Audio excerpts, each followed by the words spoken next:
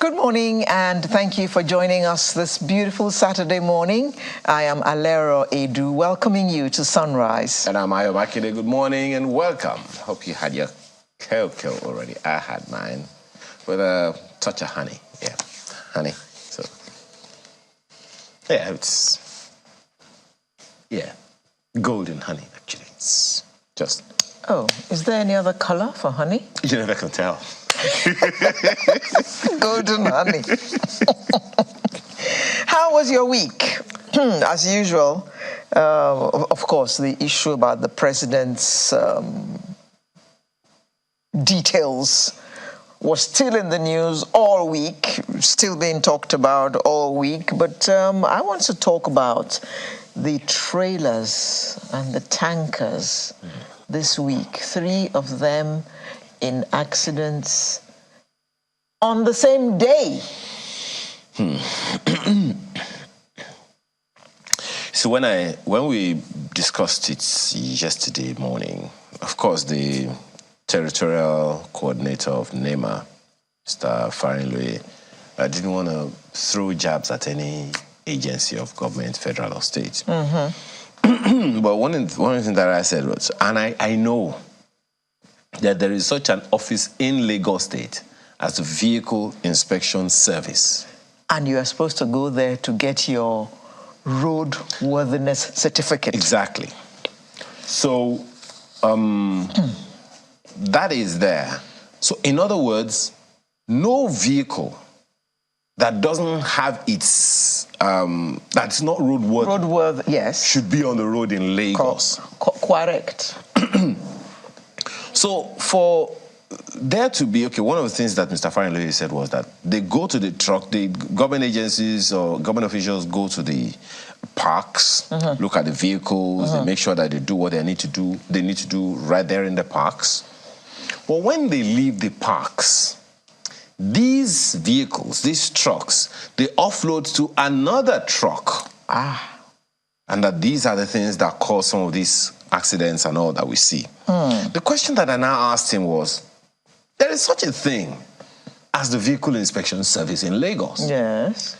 So even if they're busy stopping us, even if they offloaded to another vehicle, that vehicle is still going to be on the road. That vehicle should have a roadworthiness certificate. Right. So if it so exists that that vehicle does not have a roadworthiness certificate, we should be pointing fingers at one particular agency for that part.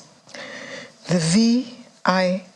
So how come we have such gaps?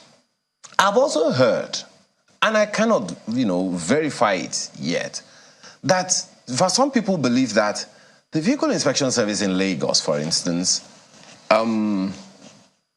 exempts certain classes of vehicles from such inspection. Oh? E.g., commercial buses. I heard.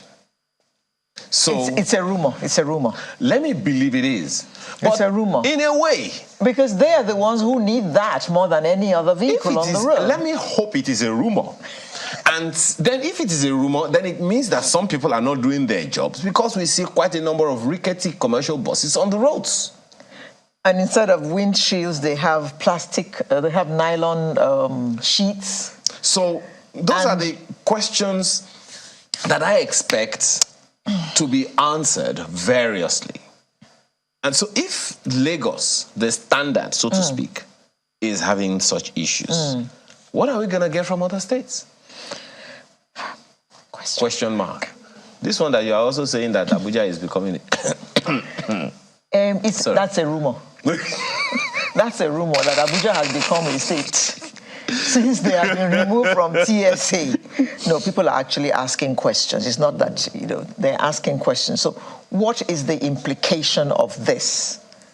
Well, anyway, to the issue of the truck things that you mentioned, I think, the governments of Lagos State and their agencies need to come out clean and talk about these things. Because at the end of the day, it is on Lagos roads, and someone is going to have to deal with whatever. Thankfully, there were no casualties this time. Thankfully. Even though the losses were huge, thankfully. Yeah. And the graphics, the optics of people going to scoop fuel. Please, I don't even want to go there. God, it's our own high sense of irresponsibility on our part. Please, let's go to a high sense of irresponsibility and level of poverty as well. That will make people risk their lives in that manner. Yes, high level of poverty. We talked about that one as well, and I'm still abashed. Okay, we're going to start by looking at the decentralization of Nigeria's power sector.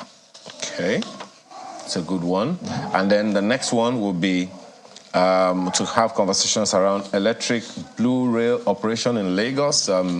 Lagos has said we're going to move to the electric model that we promised ourselves. So what's going to happen next? And then we will be looking at the Stanbic IBTC Sunset Benefit Plan. What does that mean? And then, you've been looking at us on Channels Television, talking about Fund It Forward, the Fund It Forward initiative. That's also going to come in our conversation this morning. And then we'll look at Christ Compassion to Rural World. What's that all about? Yeah, you can have Christ Compassion, then you see Rural World, Lifestyle Today. Mental health in families. It was World Mental Health Day on Tuesday this week. So, but of course, we'll all talk about the news aspect of it. And then, as is usual, we shall close with the Artist of the Week segment. And we have a great gospel artist who will be joining us to close today's program. I'm not even going to give you a clue. It's a human being. It's a human being. Woman being. No. It's a human being. If it's the other, I'll say it's a woman being. But it's a human being. He's a he. That's what he's saying. So get your cocoa or cocoa, yeah, as the case may be, and spend the next 3 hours odd with us this morning on Sunrise. See you in just a moment when we get the show on the road.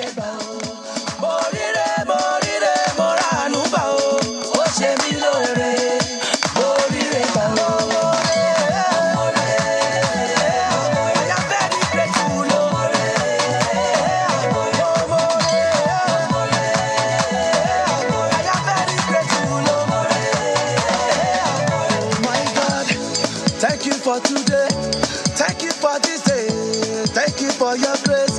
Oh, Bekete Bekiti, Obalanu, Asiwaju ohun gbogbo ẹ̀yin ni tó kàn do. See my life, oh, Lord, I'm grateful. My testimony, by your grace, oh. Ọ̀gbẹ́ni níjà kẹ́rù wọ́pọ̀ níjà, oh. Ọlọ́run mi, my comforter, oh.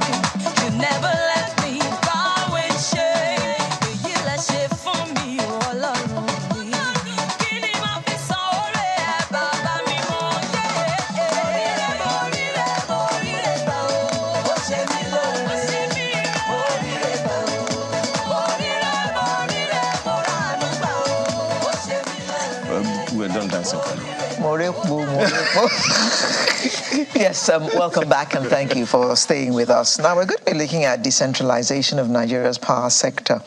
This sector has been struggling for decades with electricity policy enforcement, uncertainty in gas supply, and constraints in its transmission system.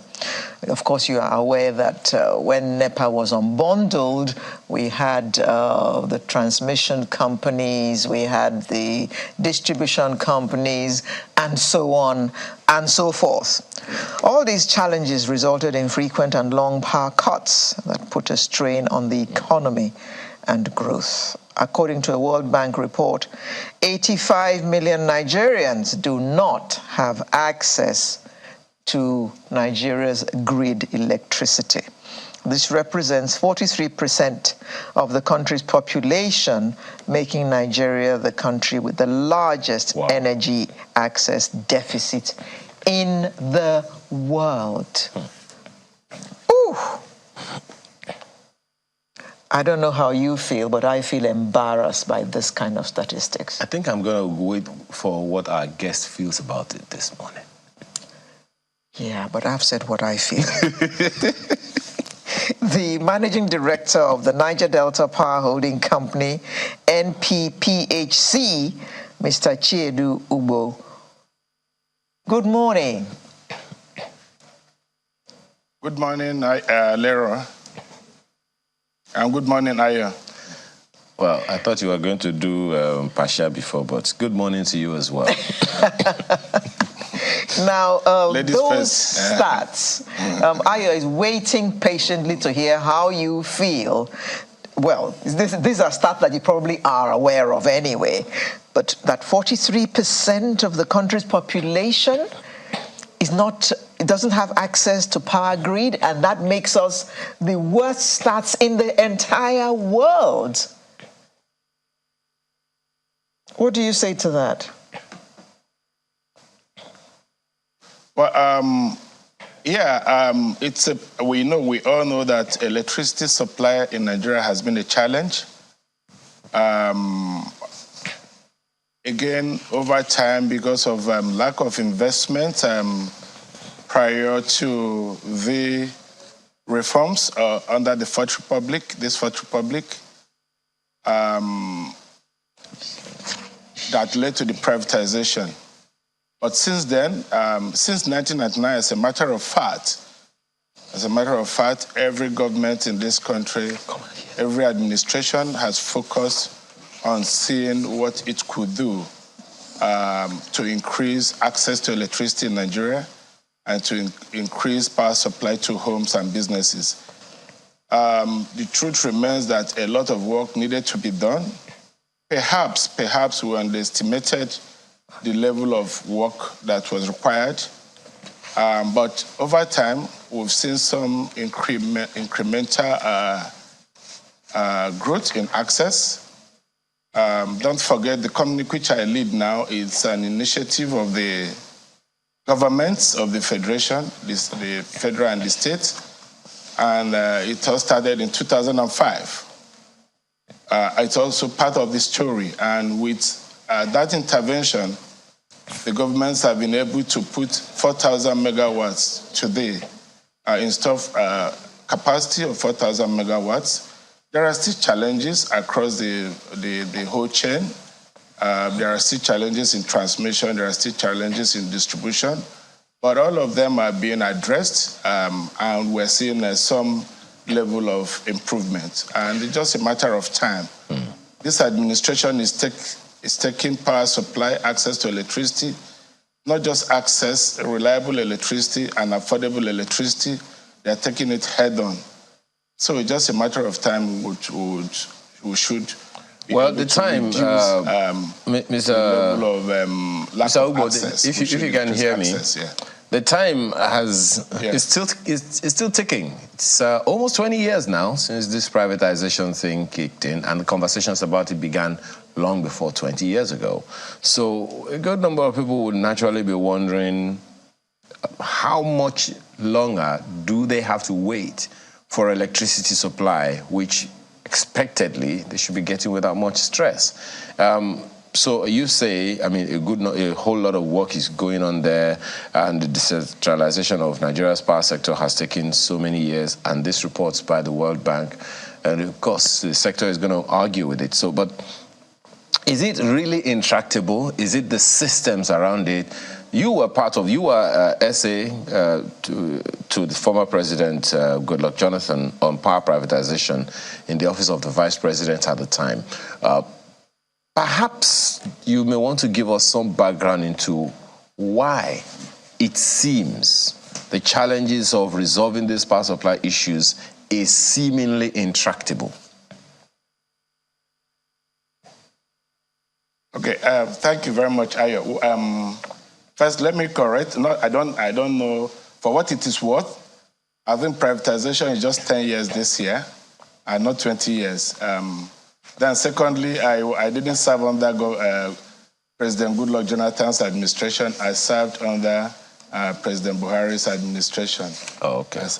Yes, I was involved in the privatization as well, but as an external counsel, handling the legal bits of that process. The privatization, yes, we had hopes at the time. We expected private investment to flow in.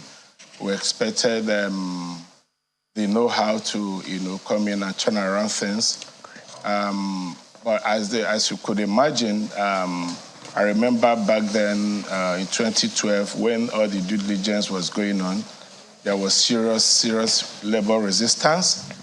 I'm not holding brief for the investors, but the investors were really not able to do proper due diligence, particularly distribution companies, because labor could not allow them access. There were some assumptions. Those assumptions turned out to not to be very correct in terms of the price and tariff. When you're setting the tariff, you need to take into consideration the loss levels. At the time, the loss levels were somehow underestimated in the tariff. But again, the privatization process made provision for some adjustments, so that when they take over, they will be able to do proper loss study and then come up with the appropriate loss level that could be priced in. They had 1 year to do that between 2013 and 2014. But a lot of things emerged. When they got in, they discovered that the loss levels were actually much higher than was priced into the tariff. And of course, we started the issue of tariff, or whether that should be passed to the end users or who should pay for it. The distribution companies have their stories. The government, the regulators have their own story as well with regards to that. Anyway, the previous government did its best, intervened, at least to keep the little one we had, to keep it going. And this government has come in now to say, look, we are tackling it head on. On Thursday, the 12th of October, you could see, your reporters were there. His Excellency, the Vice President, led us, he's the chairman of our company, Niger Delta Power Holding Company, led us to have a meeting with the businessmen in Agbara. It is part of the effort we are making to, of course, it's part of the centralization effort as well, we are making to bring this electricity to end users. The true story is that in terms of generation capacity, we have some level of capacity on ground. That level of capacity that if it's put into the grid today, at least there will be some respite in terms of, homes getting supply and all that. We have 13,000. The government just finished the Zungeru, which if you add that Zungeru, Kashimbila, the hydros, will probably be doing, say, about 14,000 megawatts. That's quite sizable compared to the 4,000 thereabout we are doing now to the grid. So we have the generation capacity on ground.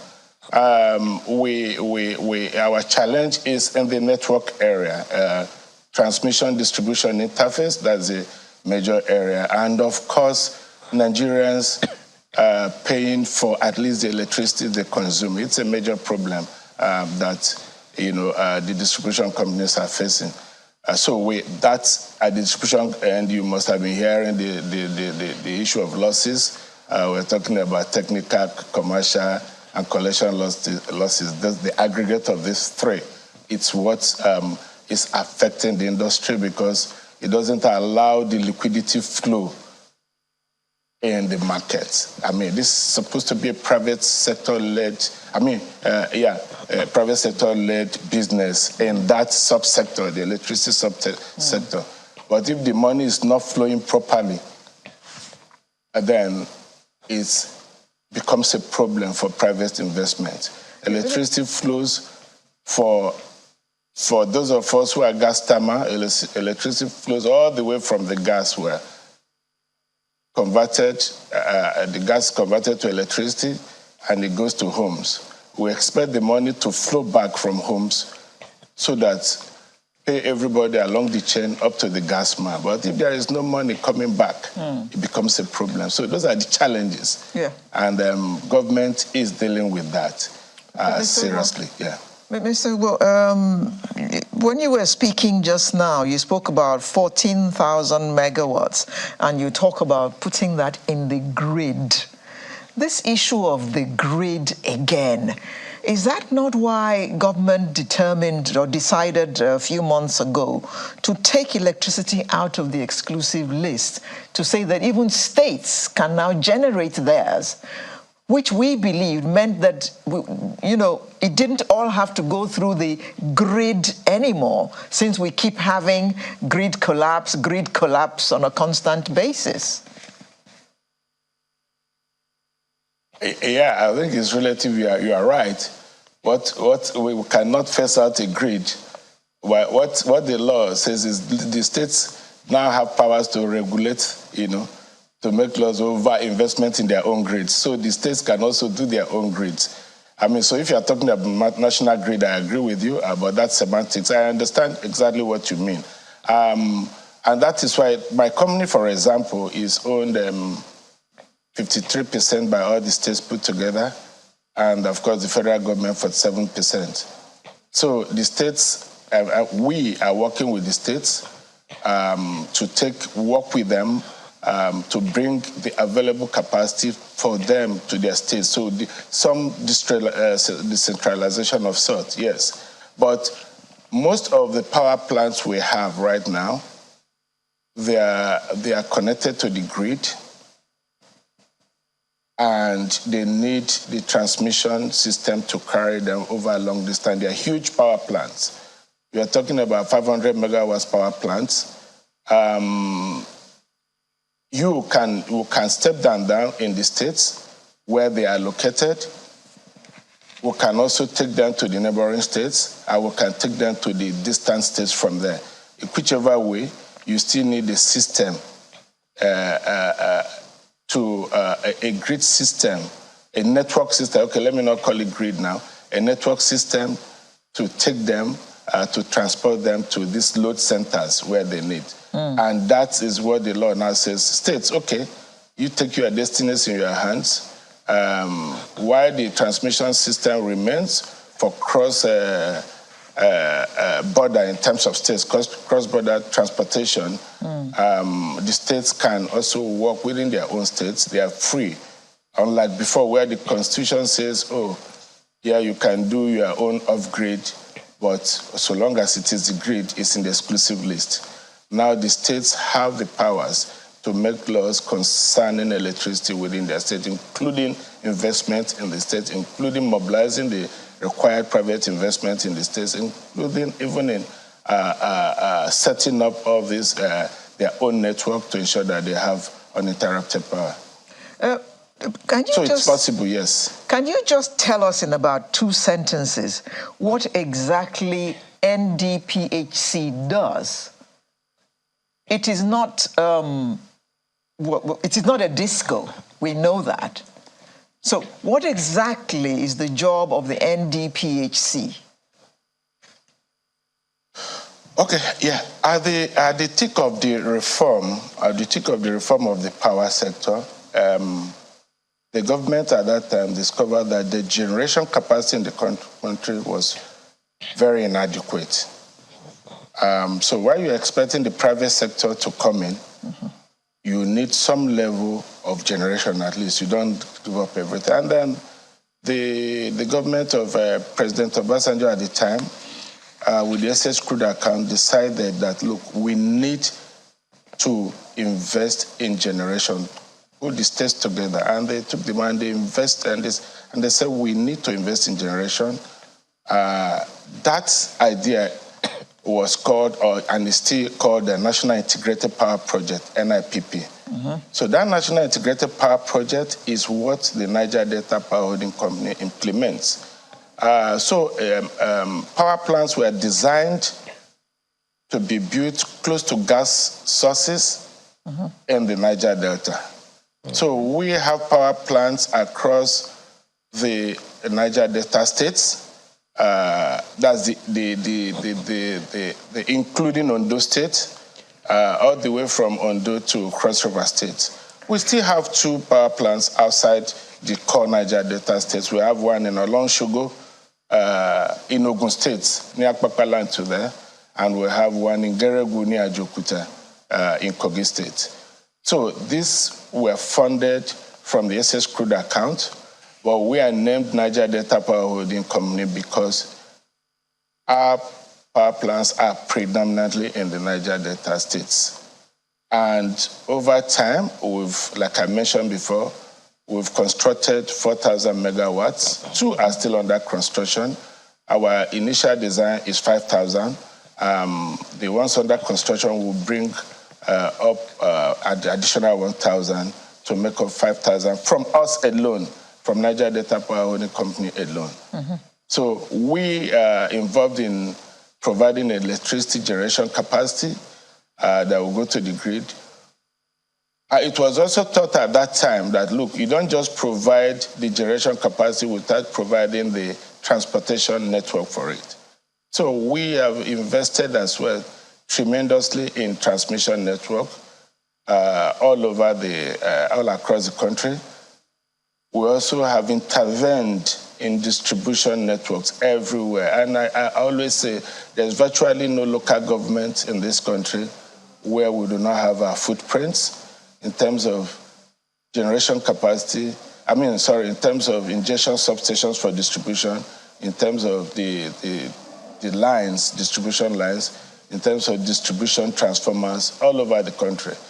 But however, at the time, when we saw that, yes, we are doing this, but we were not getting the required impact, and we decided, okay, the best way is to target this intervention in networks, target it to areas where we'll have some reasonable impact.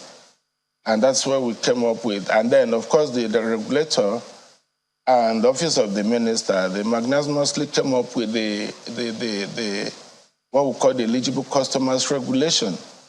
So, which means, look, don't wait for distribution companies, don't wait for the transmission company. You can work with them if you so desire, but you just go straight to these people, work with them, supply them. That's the consumers that can take at least 2 megawatts and above, work with them and supply them electricity. Yeah. And that's what we are doing.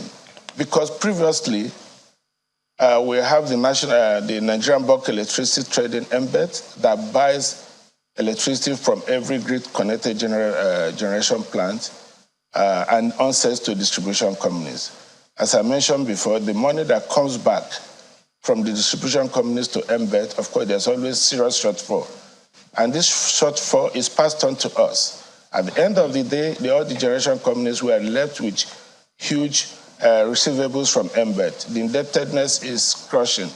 So you can't, for us as government, we can't fold our hands and be saying, until Embed gets money from distribution companies to pay us. So we have to also help the government, help to remove this burden, because whatever Embed owes is passed on to the federal government's balance sheet. So instead of having Embed carry that burden and the federal government carrying that burden, let us go straight, serve these customers, put systems in place that will make us collect our money, working with them, and then, of course, reduce that burden, and at the same time, we have provided electricity. And that is the charge that the Vice President has given us, and that is the charge the Vice President, His Excellency Senator Kashim Shettima, is leading himself. He's leading from the front. And we are working on that. We were at Agbara. We have discussed with the businesses. We have signed up with the businesses. Of course, investment is required, even beyond even what we can carry. Well, we have the private sector. We have also marketed who will carry out this investment. Okay. And the projects will pay. Okay. The projects will pay for those investments. The average, what it costs Yeah. Mr. Wood, does the law allow you to bypass the discos and go directly to the customers? Yes, that allows us to do that. The regulation allows us to do that. Once the customer can take up to 2 megawatts, so we are talking about huge industrial customers here. Okay. And if it is a pool of customers like residential estates that can take up to 2 megawatts, we can serve them directly. But we'll have to work with the distributor. We'll have to find a way to get the electricity there. Perhaps we will need to work with the transmission company. And if we need to expand their network by adding more power transformers, transmission transformers, we'll work to do that. Okay. The distribution companies, yes, we can also work with them to target, rather than excluding them, we work with them. We are working with a code disco. As I speak, until recently, we were supplying a code disco directly for Lagos, 100 megawatts, and it's still on. And this Agbara project, we're also working with them because they cover Agbara. Okay. We just last week, I think last week, we signed a framework agreement with Ibadan Disco. We are going to the Okta area. We are going to Shagamu Interchange area. All the companies that are working with them, helping them to attract the required investment and doing the and providing the required network, and then ensuring that for me, what's in it for me is that the electricity comes from my power plant. Okay. Yes. Mr. Ngo, you said earlier that NDPHC generates, or in a short time, will be generating about 5,000 megawatts. Is that correct? Very correct, yeah. Yes. So how many do the other GenCos generate? So I just mentioned to you that we have estimated we should have somewhere around 14,000 megawatts now, adding Zungeru that just came on stream, yeah. So the rest, what we have on ground presently, NDPS is 4,000, and I say in about 16 months or 1 year, 16 months or 24 months, 16 to 24 months, we should have another 1,000 coming to the grid, making us 5,000. So out of the 14,000 we have now, if you remove 4,000, the remaining 10,000 come from about 25 other distribution companies, generation companies. But let me clarify, Mr. we need to manage our time, please. How come the consumer is not feeling like there's 14,000 megawatts in Nigeria? We feel like there's only 2,000 because many areas do not have power, sometimes for weeks, months. That's what I'm saying, yes. They are there. So what is stock capacity is different from what goes out. What goes out, there are limitations which we are trying to resolve. That's what we are doing right now. Okay. The limitations are in the networks. Okay. What we're doing, yeah.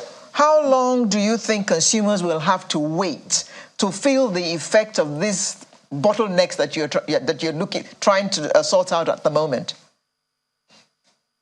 We are tackling it head on. The government is facing it. I just mentioned His Excellency, the Vice President, is leading the charge. He was in Agbara with us. You saw it, yes. It's just a matter of time, Can you give us an idea of what time you're looking at? For my Agbara and Ota project, I have 6 months to deliver, and I must deliver for those areas, yes. Well, we are completely out of time, Mr. Ugo, and just one question. You stated it the other time, and you have to do this in less than 45 seconds. What's the plan to recover the debts you are owed? Well, that's the government is working. The debt we are owed is by the government, and we are government as well. MBET, I know the Minister of Finance, who is the chairman of MBET. They are working seriously to make sure that the generation companies are paid so that they're able to pay their gas suppliers and they keep their generation plants onto the grid. a lot of work is ongoing in that area. Okay. We feel for you, Mr. Ubu, and we wish you all the best in collecting the debt. We wish you all the best as well in generating... Government owing government money, it's... No, it's not a big deal. It's not a big deal. We wish you all the best, and we hope that you can give Nigerians more power in the shortest time possible. Mr. Chiedu Ubu, Managing Director, CEO, Niger Delta Power Holding Company. He joined us from our studio in Abuja. Thank you very much for joining us. Sunrise will return in just a moment. Do stay with us.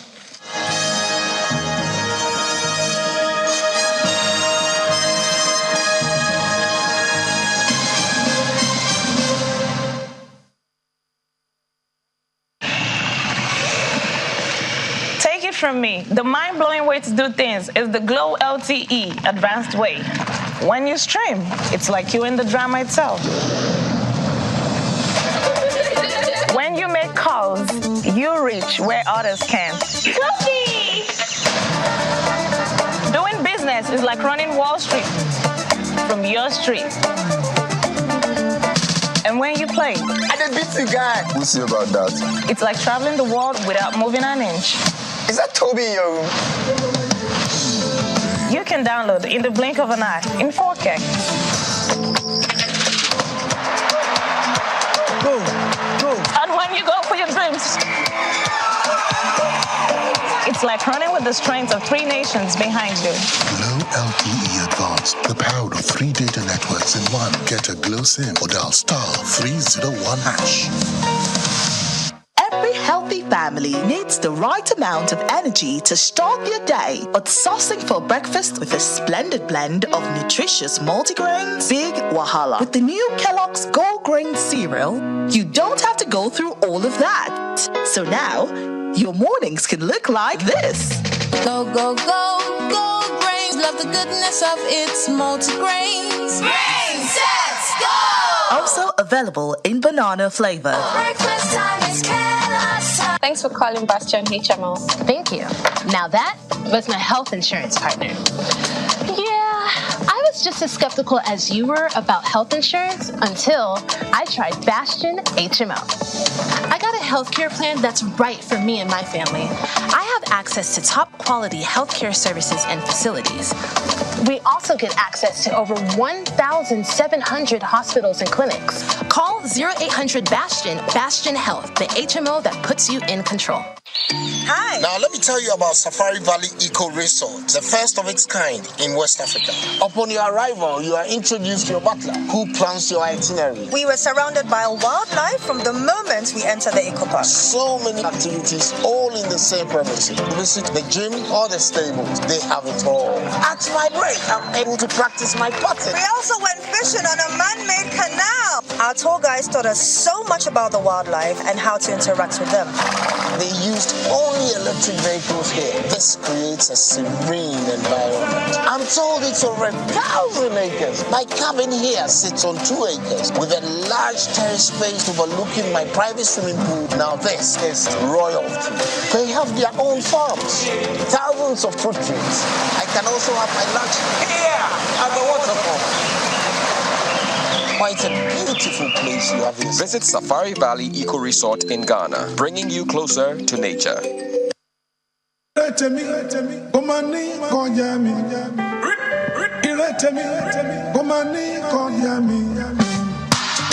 you go, Teramashe. Whatever you do, Teramashe. Your time done they gone. Your beats done they done. You think say God in order for your side, and you want to find another way to prosper. You think say God in order just get your time.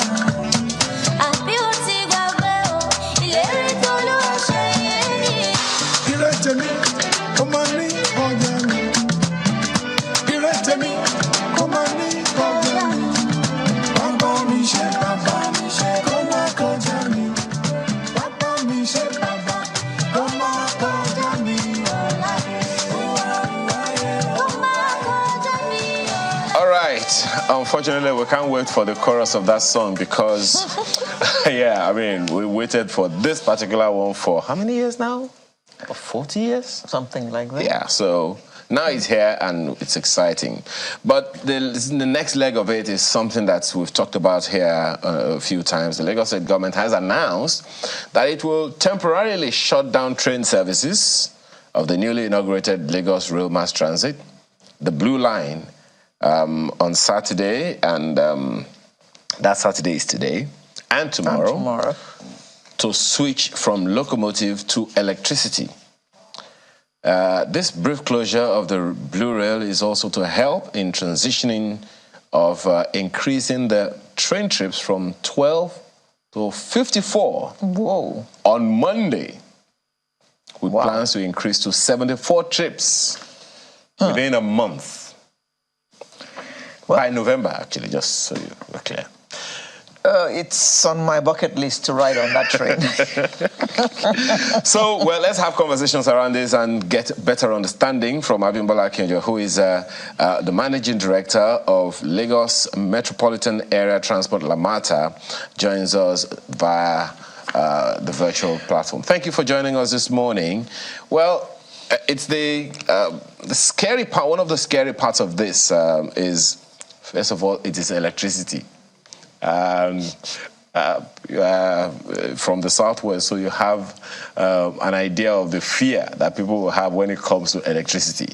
First of all, you want to speak to that and allay our fears? So, good morning, and thank you very much for having me.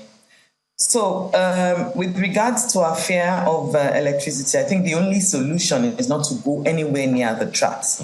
Lamata has made a number of announcements about this. The state government has made a number of announcements about this. We just need to respect the fact that the tracks are dedicated for rail operations. Nobody, under any circumstances, should cross or go on the tracks. When we do that, i.e. respect the tracks, then we don't have anything to fear. So the only thing that we as Lagosians must do is ensure that when we're crossing the rail, we use the pedestrian bridges that have been provided, ensure that under no circumstance should we run across the tracks because they will be electrified all of the time. Still on that, you understand the penchant that we have as a people for, vandalism. Your company or your authority, your institution has been on the receiving end of that for a few times. The bus stops, for instance, you see a good number of them have been vandalized in ways that are unimaginable. And so I'm wondering, what's the plan to stave off such in the event that such things occur? Okay, so along the corridor itself, you will notice that we have completely fenced it off. We have cameras that are looking onto the tracks and the environs. We have cameras that look into every station. As you walk into any station, you go through a body scanner, and that body scanner will sort of look to ensure that you're not carrying anything that can be dangerous. So we have plainclothes Lagos State Neighborhood Watch within the station, visible police presence. It's just a matter of ensuring that we have done all we can, but also appealing to the people. At the end of the day, like Mr. Governor has said, and we have continued to say, the infrastructure belongs to the people.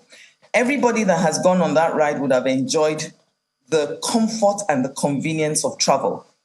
So if you're going from Mile 2 to Lagos, on a good day on the roads will take you nothing less than 2 hours. Now, you will do that journey today in 25 minutes.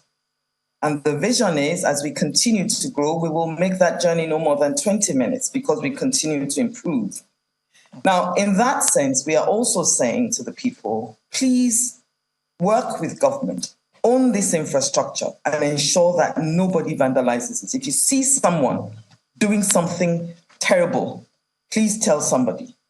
There's been a number of those sorts of incidences on the train because the train says don't drink, don't smoke, don't eat. And some people have come on the train and they've opened a can of or a bottle of something to drink. And it's the other passengers that have told them. Even before the neighborhood watch person that's on the train has turned up, somebody on the train has said to him, they've told us not to eat on this train. So it's those sorts of things that we encourage amongst our own people, because we all need to begin to take responsibility and know that infrastructure is there for us to use, not to vandalize. Okay. I know that a lot of publicity, well, would I say a lot, has gone into educating the people about this electrification and that they should not walk along those tracks at all. Do you think that publicity was enough? Because the service went, the service started in September, I think, and this is only October, and it's already being electrified. Are you certain that there was enough publicity for those who normally find themselves walking along train tracks and all that? Okay, I just want to correct something. The tracks have been electrified even throughout the month of September, because we've been doing testing to ensure this transition. And we have been saying that nobody should cross the tracks. And in fairness, I must say that we've had no jaywalkers, nobody crossing tracks. We've not had any sort of infractions, at least into the Blue Line corridor. So what you see on the other rail system that we're developing, the Red Line, we don't have on the Blue Line. So somewhat, and please remember that we've been doing this sensitization for a long time. We didn't start in September. We've been putting out a number of advocacy. We've gone on radio, we've come on television, we've actually been with our Sunrise as well. We've done a lot of publication, and that publication didn't start in September. We've been doing it for at least the better part of a year. So from that perspective, I mean, some have even said to me, oh, Madam, electrocution, because they've heard the clip that I've made to say, if you get on it, you will be electrocuted, and that's a fact. So I believe that there's been a lot of sensitization, and a lot of people have taken that on board. And in this month that we have been operating, we've had 0 infractions as to people on the track, at least along the Blue Line. Okay. I am quite relieved to hear that. Now, which is the next line that's going to come on board? That would be the Red Line. The Red Line is coming, and that'll be from where to where? So the Red Line goes from Agbado to Marina. That's the entirety of the line. But the first phase that we're doing is going from Agbado to Oyinbo. Okay. And that's why you see a lot of sensitization is going on along that line. Mr. Governor himself has been out along the tracks, telling people to get off it. In Agege, you saw him there. In Ikeja, in Oshodi. So there's been a lot of sensitization, because we expect to start operations at the very latest first quarter of 2024, because the infrastructure will be done by the end of this year. You know, Madam, if you don't mind me butting in very quickly, I would say the Red Line, the way you've spoken about it, would be a lot more populated than the Blue Line. Is that a fact? That is actually a fact, according to the studies that we have made, the origin destination studies. So how concerning is that in your planning and execution? So yet again, for us, we know our numbers, we know the nature of our people. Just like we did the Blue Line, we expect to continue this sensitization. Note that that line, we're sharing it with the federal government. And we have taken front line in ensuring that people are moved. Now, the trains that NRC are running, they will not be as frequent as the trains that we will run. And quite rightly so, we should take front line in sensitization. And also because this is Lagos and we are the state. So from that perspective, there's a lot of sensitization going on. That's why Mr. Governor himself came out, and he's continuing to make that advocacy, ensuring we're working with the Ministry of Environment, we're working with the Ministry of Physical Planning, Urban Renewal, every agency has its hand on the red line. Lamata is starting to go out and talk to people. We've been talking to them for over a year, this particular red line. And we're now going to continue to intensify that advocacy.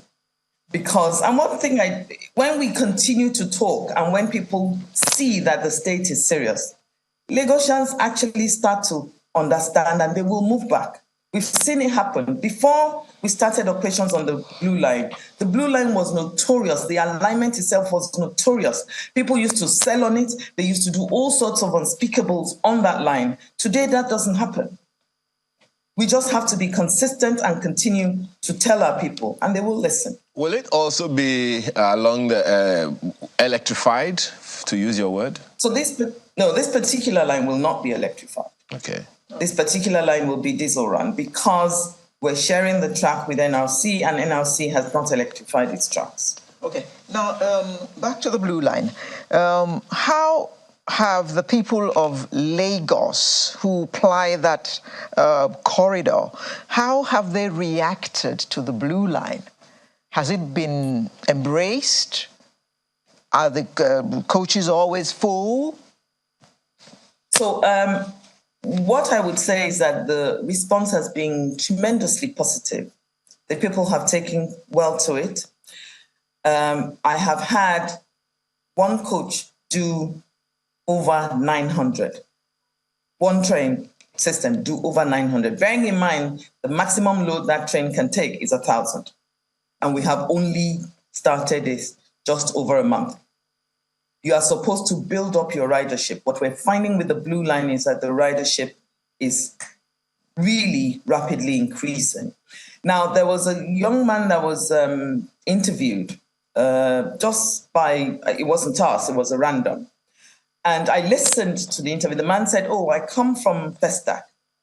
And I used to take my car, and it took me 30,000 a week to fill my car and get to work. And I couldn't tell you when I would get to work. But now it costs me less than that. And I can tell my boss I will be in at this time, and I would be certain I would be in, because we have bus services that take you from Festac to Mile 2, and outside of the train station in Marina, we have bus services that go into Victoria Land. Now, there have also been interesting conversations from the people of Lagos, where some have said, oh, when I come, I expect to be able to sit down because I was the first person at the station. I just really want to explain that because this is a metro, it's a system that just is not on the basis of I've bought a ticket and so therefore because I turned up at this time. But we as a people must learn to respect one another. There's no need to rush. First of all, the journey is only 20-25 minutes. You can afford to stay. This is not a journey that's taking you 2 hours. But whatever happens, we must learn to respect ourselves when we get on the train. Well, and that will come with time when we understand that the train will always be there when it says it will be there. Well, a good number of people. 1 month that we've run this service, we've been on time all the time. Yeah, a good number of people would also have spoken to that and saying, look, it's metro, just as you said, and it's the same way all over the world. It's the Molue mentality a number of people always come up with. But there's also been some concern on the Blue Line, because a number of people also said, look, the distance between my bus stop and where I am going is quite some. For instance, I think some mentioned the fact that, they work at, Akpogbon, but that the bus will either stop them quite a significant distance from that bus stop, and they will still have to take another, vehicle to get to their shops, and they can't. There is no bikes on the island and all. So, have you received that kind of feedback as well? Okay, so yes, we have. It's a continuous process for us, and the big thing that Lamata is looking at is connectivity and intermodal connectivity. So the vision for the state is intermodal transportation. So from that perspective, we have ensured, and we're continuing to ensure, we take feedback. We ourselves had done studies. We know where a lot of our passengers come from. So we have buses underneath the station. that will take you to various parts of Lagos Island in particular, into Leventis, to Tinubu. Also, there's a project coming up that will be at the Marina Station itself. There will be non-motorized transport systems, i.e. walkways. We as a people must learn to walk. We cannot expect a mechanized system to take you from the door of your house to the door of your office. But what we as state must do is to continue to create areas, walkways that people can walk, such that walking becomes a natural choice for us when I come off a main system. Now, when I come off the Marina system, there are buses actually in Marina that will take you into Tinubu, will take you to Leventis, and will take you to Victoria Island. Well, that's... So those who have issues about areas, we ask them to speak to us. When we get enough numbers, we will put buses in areas that they want. But there can never be a bus that will take you from the door of your house to the door of your office. But madam, you must try to get you as close as possible. You must agree that even those who like to walk don't walk because there are no safe walkways in Lagos. Okay. So, and that is one of the things that Lamata is looking at. First of all, Lamata has, we have the first non-motorized transport policy that has been passed by the House, which now says that everything we do, we must consider the pedestrian. In fact, the policy says that the pedestrian must be king on our roads as against the way we have it now.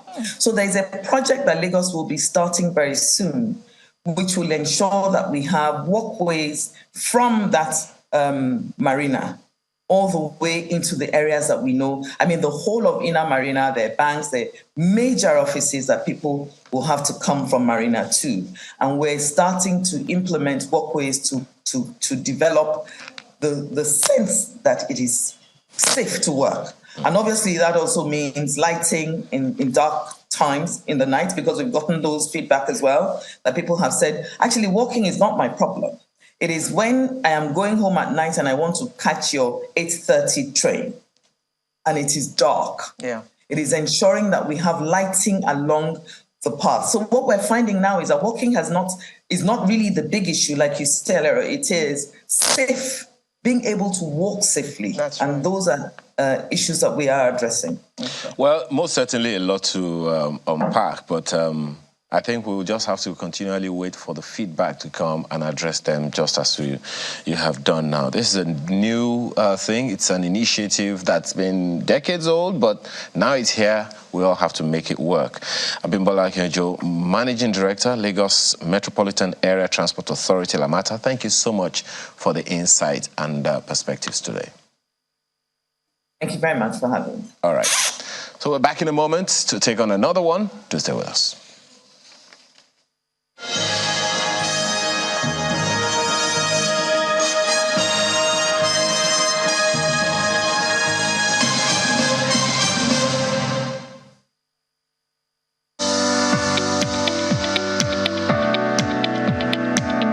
The Duchess International Hospital caters to every aspect of a family's health needs. A one-stop shop for maternity and child health services, emergency medicine and critical care, medical and surgical subspecialties, dental and eye care, and a range of other subspecialties and services, all available at a single location right here in the heart of Ikeja.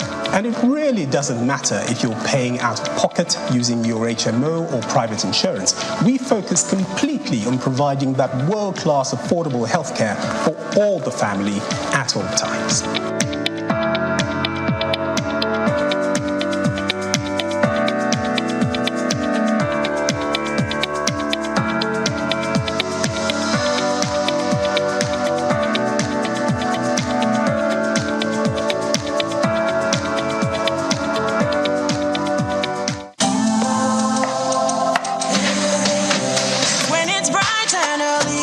Breakfast right. You need all the nutrients that will hold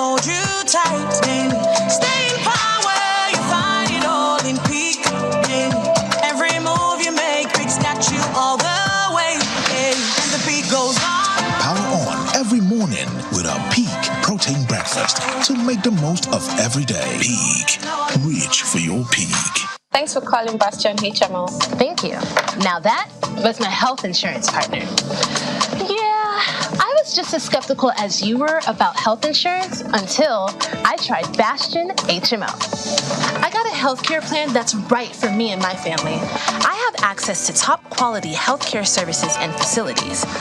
We also get access to over 1,700 hospitals and clinics. Call 0800 Bastion, Bastion Health, the HMO that puts you in control. Our website, channelstv.com, has more information on our top stories and others. Subscribe and watch Channels Television's live stream on YouTube and other social media platforms using your mobile device browser. Or download the Channels TV app for Android and iOS devices from their respective stores. You can also watch us via your smart TV platforms on Apple TV, Android TV, Fire TV, and Roku. Channels Television. Ubiquitous. It's a sign of the times.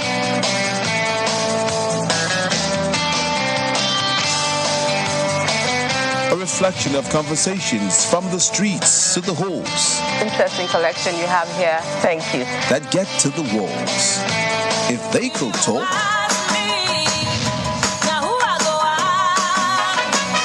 see and hear the limitless creative. So I think the moral of it is that when you make a vow, you must ensure that you fulfill it. On Art House.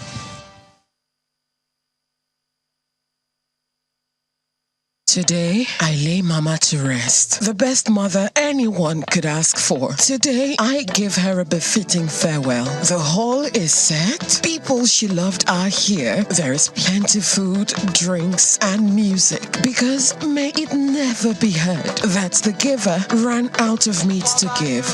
Before she passed away, she told me, I don't want tears, Sammy. Just celebration for a life well spent. So I took a Stanbic IBTC Sunset Benefit Plan from Stanbic IBTC Insurance. And they made it happen. They helped me give Mama the glorious exit she more than deserved. Indeed, there is dignity in a well-planned funeral. Visit StanbicIBTCinsurance.com today to get a sunset benefit plan. Stanbic IBTC Insurance, a member of Standard Bank Group.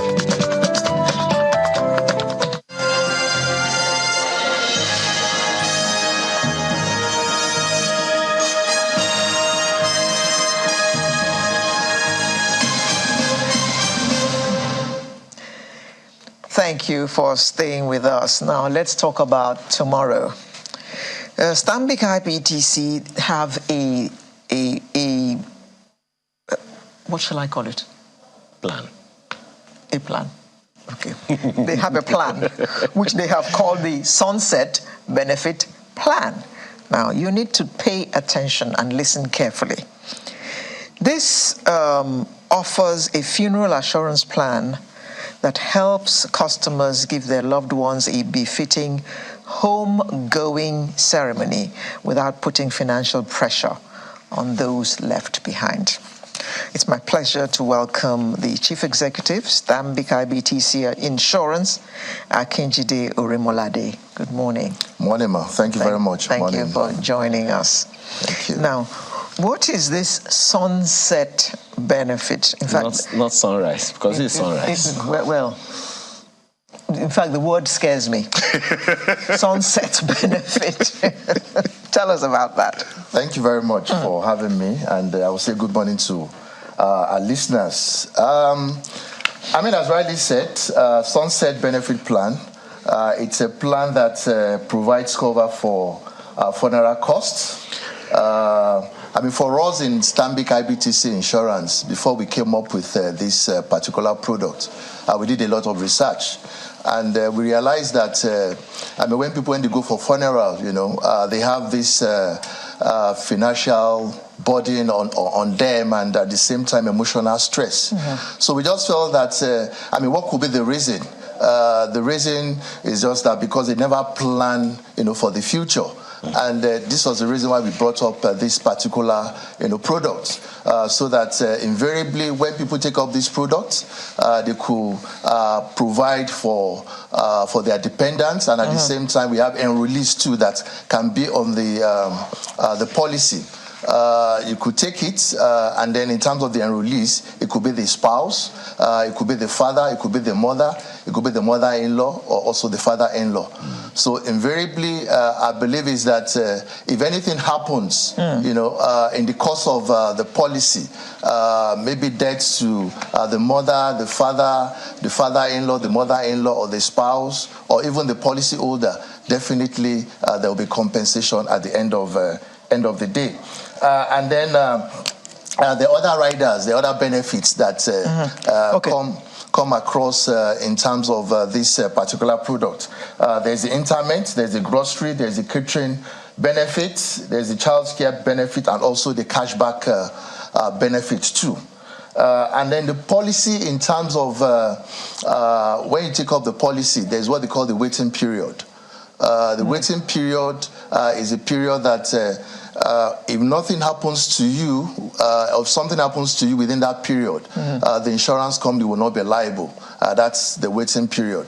So for the policy holders that takes up the policy, the waiting period is for 6 months. And then for the enrollees that are part of the policy, the waiting period is for 9 months. Mr. MD, please slow down. Let's say I take up this policy for myself. Right. So I'll be discussing with you, say, okay, maybe I'll take it for how many X number of years, or what?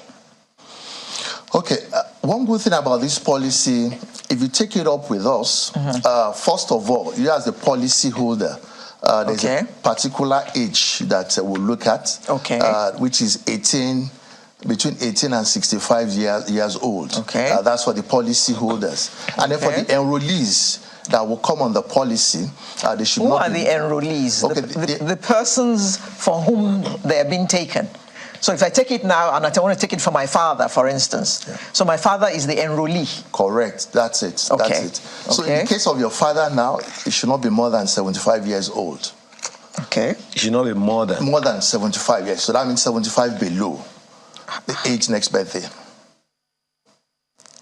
So if my father dies at 80, what happens? Well, I mean, at 80 is not qualified to be an enrollee. That's it. No, if I take it now, and let's say he's 72 now, and I take the policy now, and he doesn't pass till he's 80, what happens between the age of 75 and 80? Okay. One good thing about this policy is that when you take it up, you can pay your premium for the next 5 years.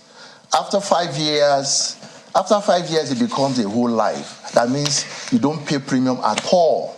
So in the example you mentioned right now, if your father, you took it up when your father was 72, and your father now passes at the age of 80, definitely will be liable. No, it's English. I think maybe essentially you're saying anyone above 75 cannot be enrolled. Is that what you're saying? Correct. That's it. What does that mean? Okay. What that means is that it's more like a combo. It's a combo policy. What do I mean by a combo policy? The policy holder, in this case, should not be more than 65. And then the enrollees that you put under the policy, that is your father, your mother-in-law, your spouse, they should not be more than 75. So if they are more than 75, they won't be entitled or they won't be qualified to be on the policy. What's the risk? Well, it's based on actuarial, in terms of the actuarial valuation, and then the way we'll be able to design the policy. We realize that if people are more than 75, in terms of maybe the death rate, it's higher. And then for us to be able to kind of weigh the premium that will be involved, I mean, it might be on the high side, which people might not be receptive to. So it was based on that we said, it has to be 75. So older people die more. That's what you're saying. Don't worry, don't answer that one. Okay, so if I want to come and enroll my father, for instance, what documents would you be asking me for? Okay, for that, for the onboarding process, what we need from you is you have to complete the form, which we'll give to you, and at the same time your KYC, which is evidence that particular address. It could be the electricity bill, or maybe the waste bin bill. Yes, just to validate that. Exactly, just to validate in terms of the KYC. Of course, of major interest to anybody who is interested in this policy would be the premiums that they have to pay. If I put my father as an enrollee, for instance, he's 72 years old. Will I pay premium for only the next 3 years, up until when he turns 75? If he turns 75 and he's still alive, then what happens? Okay, good question, ma'am. If you take up the policy, what I said at the initial stage, you have to pay the premium for 5 years. Then okay, no matter the age of the person. Exactly. Okay. No. For you as the policy holder, your age should be 65 below. Or below. Yeah. Okay. So if after you can pay for 5 years, that's the minimum. That's it. After 5 years, you don't pay the premium again. It becomes a whole life policy. So, but I'm still paying. No, I'm not paying anymore. Yeah, you're not paying. So we only pay premium for 5 years. For 5 years, that's it. That's it. And then there's another caveat that we have, which invariably could reduce the premium for you. In that case, you pay the premium up to the age of 70. But paying the premium up to the age of 70, at every 5 years, if you pay the premium first, second, third, fourth, on the 5th year, we'll give you what we call the cashback. Invariably, the 5th year, you don't pay premium. Okay. Then you continue again. Then when it gets to the 5th year of that, you don't pay premium until the person gets to the age of 70. The person will not pay premium. So every 5 years, someone can enroll, for instance, for a parent or someone from when the enrollee is age 50. Correct. And you continue to pay the premium every 5 years. If the person is still alive until age 70. 70, yes. And after age 70, you don't need to pay. You don't need to pay again. Any premium. Yes. But there is going to be some form of a cashback. Okay. Because if you want to decide to say, you want to go through that route of 70 years.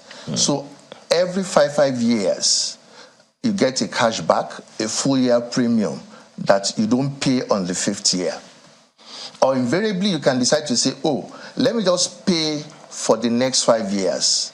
So after the 5 years that you've paid the premium for, you don't pay premium again. So it becomes a policy that's already in existence. Okay. If I am getting you right, we have just about 5 minutes. If I'm getting you right now, if you pay for 5 years at once, you don't pay anything anymore. Correct. That's forever. It. Forever, yes. So if anything happens to the enrollees that you have put there, we'll pay the claims. If anything happens to you, the dependents that you have put as or the beneficiary will pay to the beneficiary. If I'm trying to, so the person is 55 now, you pay 5 years for the person. The person may or may not die by age 60. Yeah. If the person continues until age 75, I have paid 5 years already, I don't have to pay anymore. That's what you're saying. That's it. Okay. So if the person dies at the age of 75, if the person dies at the age of 80, we are liable. But if I'm paying annually, I will continue to pay until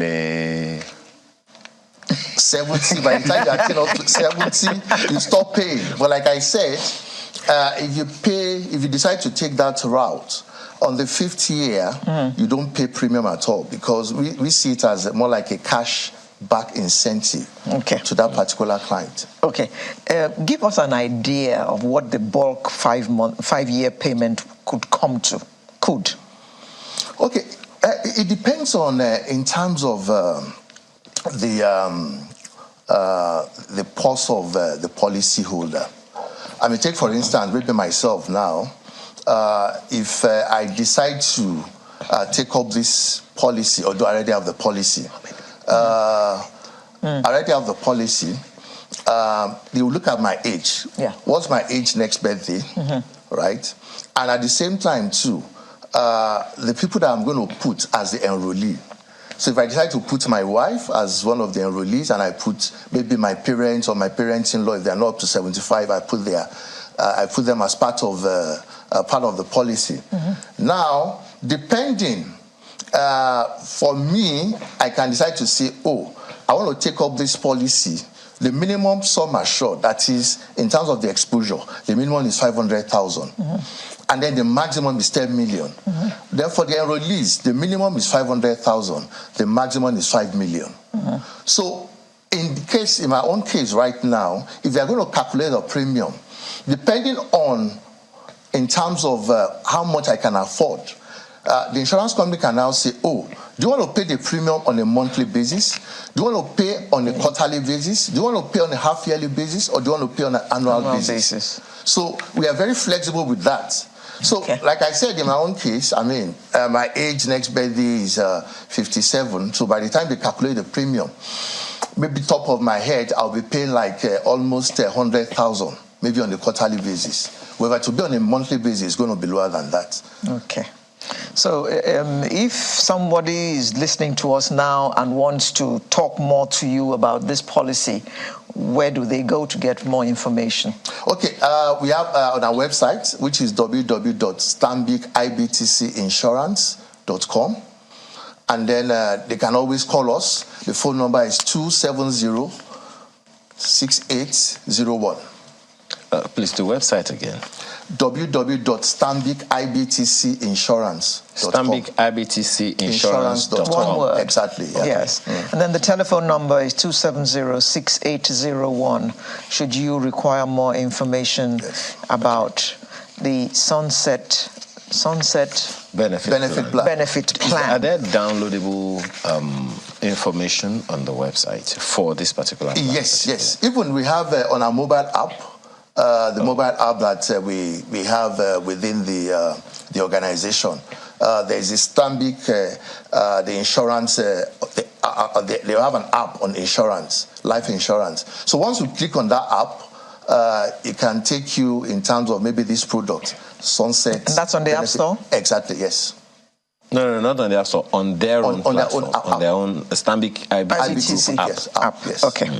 All of those information is also there. Okay. Now, how about, what's the minimum age of those who, what's the not the enrollee, the person who is... Okay, the policy holder, the minimum is 18. So between 18 and 65, definitely the person can take up the policy. Okay. All right. Okay. Thank you, because... Mr. Akinjide Orimolade, Chief Executive Officer, Stanbic IBTC Insurance. Thank you very much for coming to tell us about this beautiful plan. Even though it's talking about morbid stuff, it is morbid stuff that we cannot avoid. Thank you very much for coming to talk to us about this. Thank you so much for having me. And I believe that because I brought some flyers, which I will share with you. Thank you very much. Thank you. Sunrise will return in just a moment with another interesting conversation. Do join us then. Thank you so much.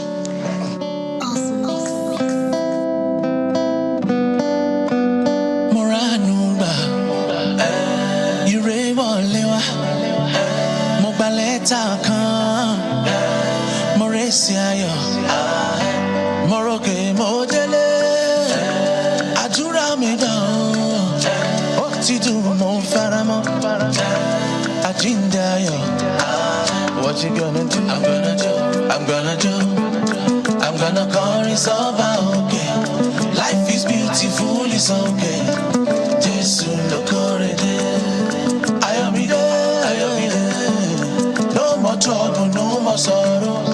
I don't go beg, I don't go borrow. Jesus look already. Go already.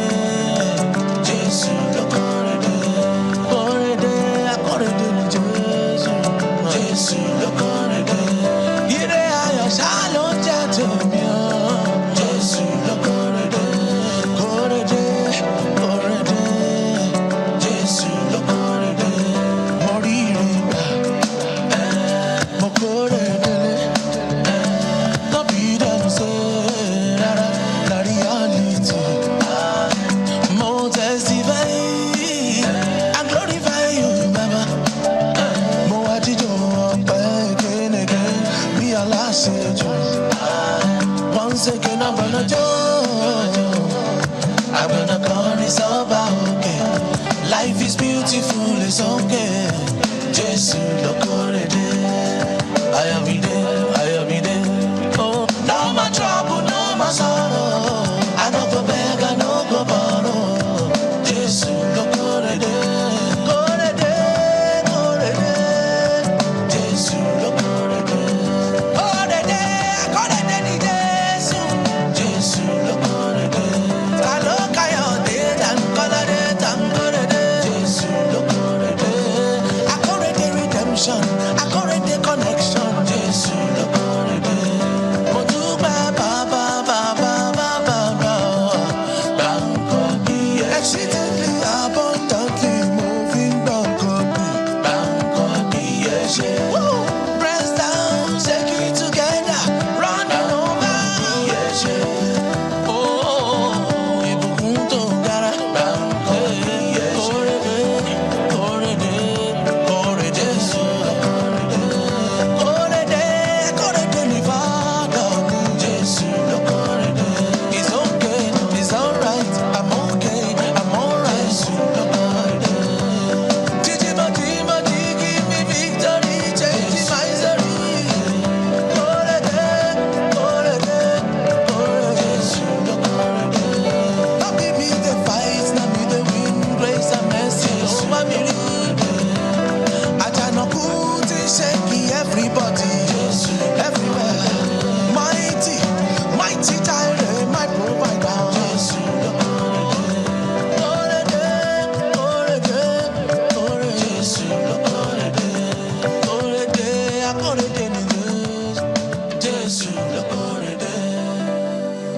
Okay. Well, that's a very exciting song. You should have seen me behind the camera. In the meantime, Fund It Forward. You've heard it over and over again here. It's our initiative here at Channels Television designed to nurture the next generation of social enterprises driven by young people, Nigerian youths. 12 contestants have made it, yes, to the inaugural edition of Channels Television's social enterprise reality show, Fund It Forward, and it is set to start airing tomorrow. Yes, just let's bring it home. Just for your information, Fund It Forward is the brainchild of its executive producer, Zemi Momo, who is a corporate social responsibility and social impact programming director here at Channels Media Group. But the showrunner and producer of the program, Fund It Forward, is here with us, Neil Oyenekon. Thank you for joining us today. Thank you. It's my pleasure. Neil is showrunner, producer, Lighthouse Television and Filmworks. Well, I have a 3-in-1 question to ask you to start with. You are a producer, so you know how it goes. Absolutely. What is Fund It Forward? Why Fund It Forward? How did you really arrive at the name Fund It Forward? Okay, I think the first thing we need to sort of address with regards to how essential the initiative is the fact that we do run an economy which has a high demography under 35. Absolutely. And a huge majority of these people in today's world are heavily focused on enterprise. Now, amongst that tribe, I think what was discovered that there is a sector of them who have a keen interest on enterprise that delivers impact. Now, it's a common thing around Nigeria when you're talking to the Gen Zs or the millennials when, they look at you and they go, who you help? And, it's not help. Ep. We are even more in touch than you are. Yeah, who you help? She's absolutely right. Yeah, who you help? And even though it's a question that sort of begs an answer, it does feel rhetorical because most of the time we don't have those answers. And you find out that there's a tribe of young people whose specialty is not just to create enterprise, for the sake of capitalism, but also, for social impact. that's something that will drive Nigeria out of its current state, because it's a formula that was adopted, by pre-industrial China, to build them into what they were today. You could create, as a government, hundreds of visions, but what's proven is that it's the vision of the people that tends to thrive. So that being identified and an initiative being built upon it, allows us to believe that, this is not just a vehicle, for news or entertainment. It's a vehicle to socially re-engineer, these young demographics to a point whereby they can understand the essence, of social enterprise, which they're already practicing. And I think that's what everything is predicated on Funded Forward. And I think it's a great initiative for Channels Television to... No doubt, it's an amazing initiative. It's, for me, one of the most exciting aspects of it, and God sees my heart, is that it's for young people. And then secondly, it's a social enterprise. What that means, it's not just a limited liability company or a small business. A social enterprise is essentially an impact-oriented business, so to speak. But why the name Funded Forward? Okay, so I remember at the early stages when we were battling to try and find a fitting title. There's so many, that came. And I think the executive producer, Zemi, at some point, just, struck, an idea that we felt fit. Because Funded Forward is a borrowed title from, the phrase pay it forward, whereby, you build a business or you're empowered and then you're somehow obligated to sort of help other people, through your success. Funded Forward is an initiative that empowers young people who are in enterprise. And, as to most unscripted TV shows that we see, whereby, there's just this grand prize for, the winner and then, c'est la vie, it does award a grant, which allows all the young people who come onto the network to feature in the show, walk away with 100% their business, irrespective of, what you win, from the project itself. And we think that's a noble idea because it allows us to practice, what we're preaching, with that title, Funded Forward. How did you all select the should I say candidates or participants, or I don't even know what to call them? We call them change agents. Okay, then. So how did you select your change agents? I should help you edit that to changeants. Don't mind. Well, I mean, Nigeria is known to sort of, sneak words into the Oxford Dictionary. Yes, yes. I think the first thing we thought about when we were asking ourselves the question, okay, we've identified this tribe of young people. How do you speak to them? How do you find them? How do you get them to engage? With such an idea, which, in all honesty, in Nigeria, when somebody says, I'm going to give you money, I'm just going to empower you, the question is why? We're very cynical. Ulterior motive. Absolutely. So the first thing was to fine-comb the entire country in the spaces which we identified these type of people do dwell. And we did that by running a campaign cross-country in certain sectors, both in traditional media and in social media. And what we were able to do is reach them, through either established forums, groups, NGOs, and, various communities in which they've created for themselves. And obviously, we then ran the big campaign on, channels as well to reach some of them. And we got, quite an impressive result in terms of applicants. And, that just sort of validated the fact that, they are out there. I really don't envy you. To come to 12, how many did you have? I think we ran into about 700 across the country. And we had to set up about 4 different teams, which were filters, to begin to sort of break them down. And I think at the end of the day, we ended up with a core 15, which we felt were credible and also did reflect, the diverse geopolitical sectors of the economy. I mean, we had people from as far as, I think, Gombe or Adamawa on those places.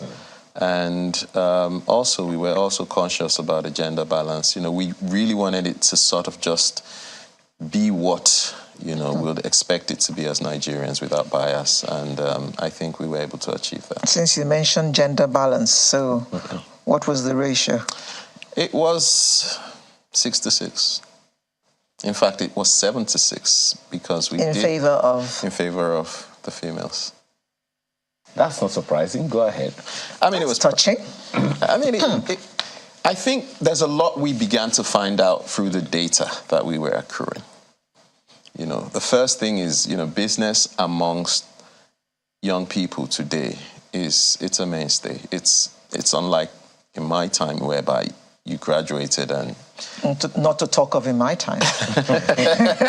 And you have to go and look for a job. Apply. Absolutely. Yeah, get a job. I believe about 55% of young people who already graduate with their own businesses today. That's a very, very exciting fact for me. It is. Believe me, I'm extremely excited about that because, anyway, it's not about me. But from what you've said so far, how would you say the change agents are receiving the initiative? Well, I think the first thing we observed on meeting them, together when they were all flown into Lagos was the fact that, they just had this, curiosity as to why are we doing this? What is it about? Yes. It's a first-time initiative, why? And, we try to let them know that, why not? That at some point, you would, everybody would meet their own guardian angel. You'd find people who would care about what you're doing. It might take time, but if you're doing the right thing, somewhere along the line, favor always shows up. And, they ask questions as to whether we're going to take their business. And we made them understand that the network's insistent that this is an empowerment initiative for the qualitative minority of young people who run social enterprise. I love that, qualitative minority. But you talked about, collaborations with some other media platforms here and there. Who are these other collaborators on the initiative? So the other validation we saw early in the development phase was we had a lot of organizations, both in the tech world and in the NGO space, that have been over the years, some for over a decade, been developing accelerator initiatives for young people in business. And very early in the day, we were able to sort of have a dialogue with the Mark Zuckerberg affiliated CC Hub, which is one of the biggest accelerator, programs in the country. And they said they've been doing this, but not with the kind of firepower or media that Channels Networks that is the firepower. And they would love to be part of this of the initiative. And we sort of said, okay, that sounds good because we'd like to access your database to make sure we have very good entries. And they were like, no, that's not where they're coming from. That they'd like to, develop, this Rubicon that you'd use to assess the entries, to enable that we're getting businesses that have the potential to scale, in the competition. That is just beyond an idea, when it comes to businesses. And we realized that we're a network and, we know TV, but these guys really know the indices that guide successful businesses. So we began to work with CC Hub on the filter process of the show. And then Leap Africa also, engaged in dialogue to say, we've been doing this for 20 years, but not the way you're doing it. We do see a confluence here that can help, take things to that next level everybody wants to be. And, typical of, Channels, open arms, we began working together. And so that sort of fortified, the solutions that we're sort of deploying because within the format of the show itself, and I think, it has to be sort of said, it's a great thing to see original Nigerian programming being done in this way. Who are the judges and how were they selected? Okay. So the first thing we did when we were looking for the judges was try and find people who the cap fits. And what we meant by, the cap fitting is who are the people who've been doing this at their own volition? Who are the people who've been in the social enterprise space, enabling people, working with people without, any ulterior motive. And we began to sort of, look through Nigerians far and wide, and we were able to identify people who we reached out to discuss the opportunity. And the truth was, they just wanted to know how pure we were with our purpose. And the moment they were able to identify that, it is, originally being put together, for an angle that's positive, we were able to attract them, because the truth was you couldn't pay for these people's time. They're captains of industry. And yes, we can go through the lineup of judges. But we'll see them tomorrow, won't we? Tomorrow's episode, yes, you will see them tomorrow. Okay. We understand. I know you don't want to disclose. No, so we'll be patient. Keep the cap. Keep the what's the cat in the bag for tomorrow. We understand that there is a female consultant on the show. Oh yes.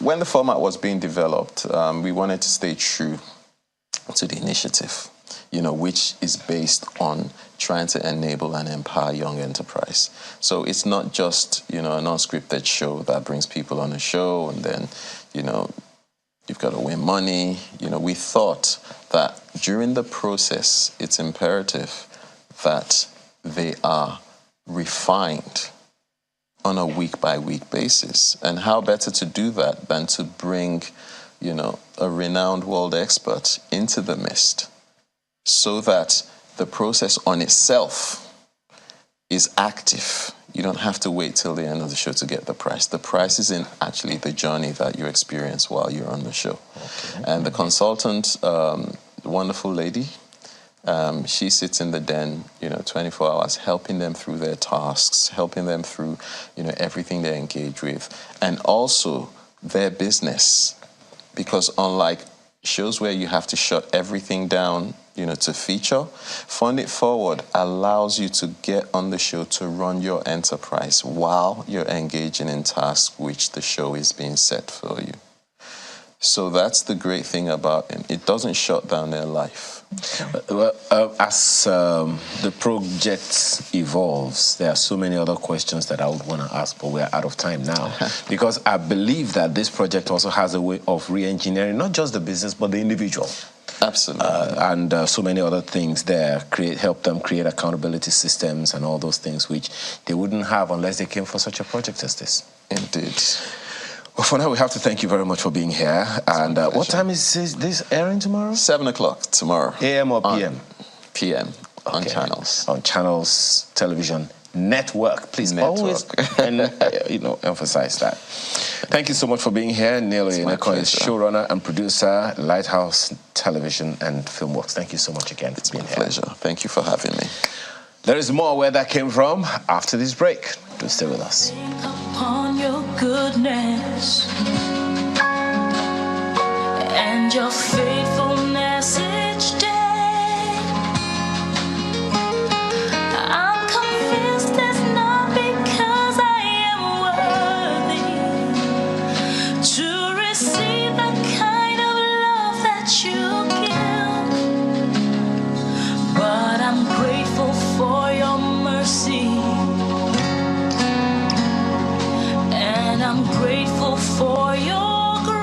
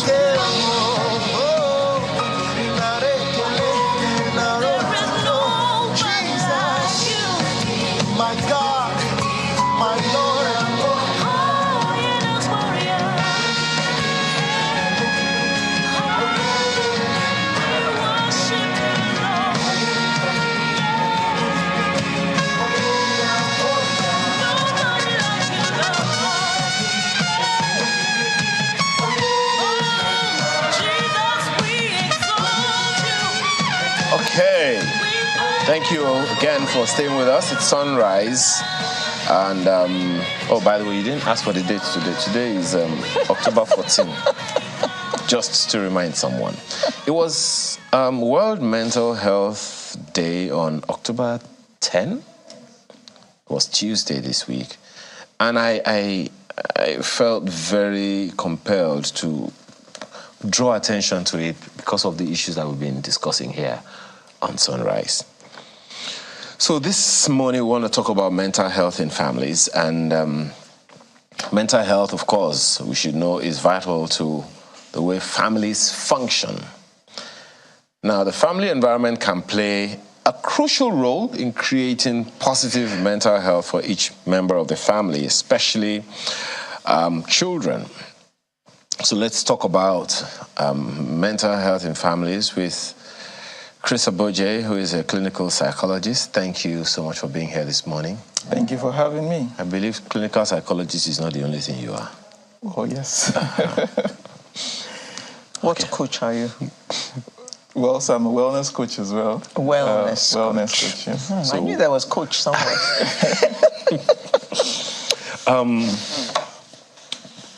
Mental health in families. Generally we talk about, for young people, for men, for women, and all those things. But in families, first of all, how serious is it? And what are the, should I say, triggers of unwellness in the mental health of families? Okay, so I'll say that families play a significant role in developing the way we cope with life. And when you think about mental health, I like to define it, and we say that it's the person's ability to actualize their potential. That means be the best that they can be, their ability to manage stress, normal stress, their ability to be productive, and to contribute meaningfully. And when I then said earlier that the family plays a significant role in determining how you cope with these things, how you cope with stress, how you respond to life, the skills that you pick up, the family plays a significant role, which means that if the family, is dysfunctional, for example, it would affect the kind of skills that the child or the individual within the family framework picks up, and then would affect their ability to cope with, normal stresses and mental health challenges as well. So yes, families play a significant role, and in terms of severity, we are not able to, or how common it is, we are not able to measure it in terms of, if you come from a certain family, then you have mental illness. No, it's not cut out that way. But we say that, yes, families play a significant role because families determine how you respond. And also, families also determine the kind of traumatic life experiences that you are exposed to as well. So if, like I talk about dysfunctional homes, studies have constantly shown how children who come from dysfunctional homes are more predisposed to mental health illnesses, mental health concerns, and even substance abuse as well, because they are looking for a way to cope. And so they turn to unhealthy coping mechanisms as well. Chris, slow down. You keep saying dysfunctional. Yeah. Please underline it and tell us what a dysfunctional family looks like. Okay, so a dysfunctional family would include things like a family filled with conflicts. Mommy and daddy are always fighting, Now, it's okay for there to be conflict or quarrels within couples or within the family. But the most important thing is that you are able to resolve those conflicts and the kids are able to observe you resolving the conflict. However, if this conflict is backed up by physical abuse, for example, emotional abuse, for example, then the child is picking up that. And that is unhealthy. And that could lead to dysfunctional systems. There are also systems where families and parents, not necessarily because there is any form of emotional abuse, but because they are not present for the kids. In things, parenting styles like the permissive parenting style, the neglecting parenting style. So they are not available, they are not there for the kids. They allow the kids to do anything they want to do without putting structure for them. That is also a problem. And then, of course, the authoritarians, the ones that say, this is how my daddy did it. When we were younger, nobody dare say anything when my daddy's around, so everybody must keep quiet when I come in. You're not giving those kids the opportunity to develop their self-esteem and be able to express themselves in the larger society, and that could also predispose them to mental health concerns as well. Is that a product of how the families came to be? Because Alera and I were talking this morning about a thing or two, and the topic of blended family came up. And so maybe you want to help us identify if there are different kinds of families and what make them up. Well, so yes, there are different types of families. And I, from a mental health perspective, I would like to focus more on parenting. I like to focus on the parenting styles and, of course, the support, social support that is available to the families. Of course, I was speaking to someone earlier that, the African and Asian setup for families is more of a communal nature where we support each other. Yeah. We come together. And the idea of from 18 years, your independence is not an African thing. Because those days where, you, even when you are 18 or when you become an adult, you get a small portion in your father's compound and build something there because you're supposed to get support, right? So when I look at families in that system, I look at families in the sense that there are some families that don't have that kind of support for each other. There are families like the extended families where you have a lot of people come around that can provide some support. But of course, in cases where the parents are not involved, it could also predispose kids to some bit of abuse as well. And we've seen that in our line of work as well. So yes, this structure, the makeup of the family, systems where parents are very busy, and that's what you see right now, not available for the kids. That's a significant problem as well. And Chris, you know that in the early days, it wasn't just a family that brought up a child, it was the community. Exactly. How did that affect the mental health of the children as opposed to now when everybody is so insular? It's just me and my children. And fenced off. Yes. Yeah. So in 2017, and that for us is when we started noticing increased mental health concerns in Africa and Nigeria, we tried to do a mini study, a pilot study to find out why. And one of the things we found out was the lack of social support was a significant trigger to the increased mental health concerns we're experiencing. So when you think about it from this perspective, it makes sense. It makes sense because when you had everyone together, there was social support. And everyone involved. Involved, exactly, in supporting the child, in providing for the child, not just financially, but emotionally. You have an issue, you talk to one uncle or auntie, and they might not give you money. They don't have to give you money, but there's somebody to listen to you, which is different from what is happening right now. Now, what we see right now is that we see peers raising kids. So you go to school and your friends are the ones raising you or telling you how things should be done or what, and they are also trying to figure out life. Yeah, sure. That's a significant challenge right there. So to begin to bring this home, we're talking about the mental health of families. For me, one of the major significant consideration or challenge here is how it affects society. Because we say that families are the nucleus of the society. So what do we need to pay attention to, especially within families now that, as Alera said, we have become a lot more insular, particularly in urban Nigeria?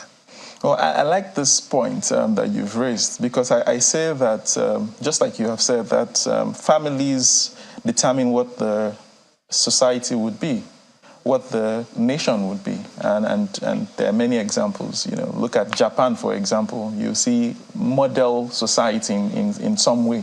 And that's because it comes down to the family. So some of the things that I think that families need to start looking out for is, number one, being present, especially from the parents. Parents play the majority of this responsibility now that we are more individualistic, right? So you might not be able to get all the external support that we used to get before, but as parents, you want to be able to be present for the kids. On that, Mr. Boje, the parents themselves, we've had conversations here, Alera and I, that we discovered that some of today's parents need parenting themselves. Sure. So incidentally, the parents are the captains of the ship of the family. They themselves need parenting. How do you marry that, right?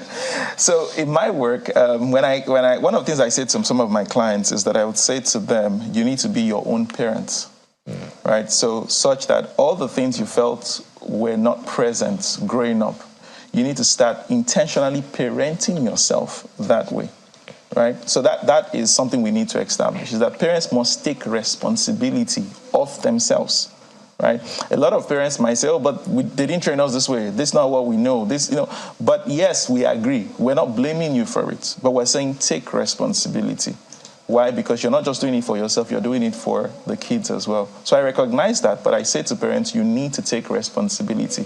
The good thing is that, and I always use the word growth and progress, is that life and we are not fixed, which means that if there's something wrong, you can always work on it. Now, this is also where I talk about vulnerability and transparency. There's nothing wrong with me being open enough to tell my kids that, you know what, I'm not there yet. I have some issues that I'm also dealing with. And this is what I'm doing to manage them. I think that plays a significant role. On that one, it's good though. Talking to the children again. Yes. On that one. Listening to them. Going back to talking about the parents needing parenting. Just imagine a parent who is vulnerable. Dealing with insecurity, going to the child and saying, I am vulnerable. Let me go to the street. Which eye? The child will take look at Papa. So I get that. I get that's the fear that most parents have. And I think that the fear is misdirected. And let me explain it this way.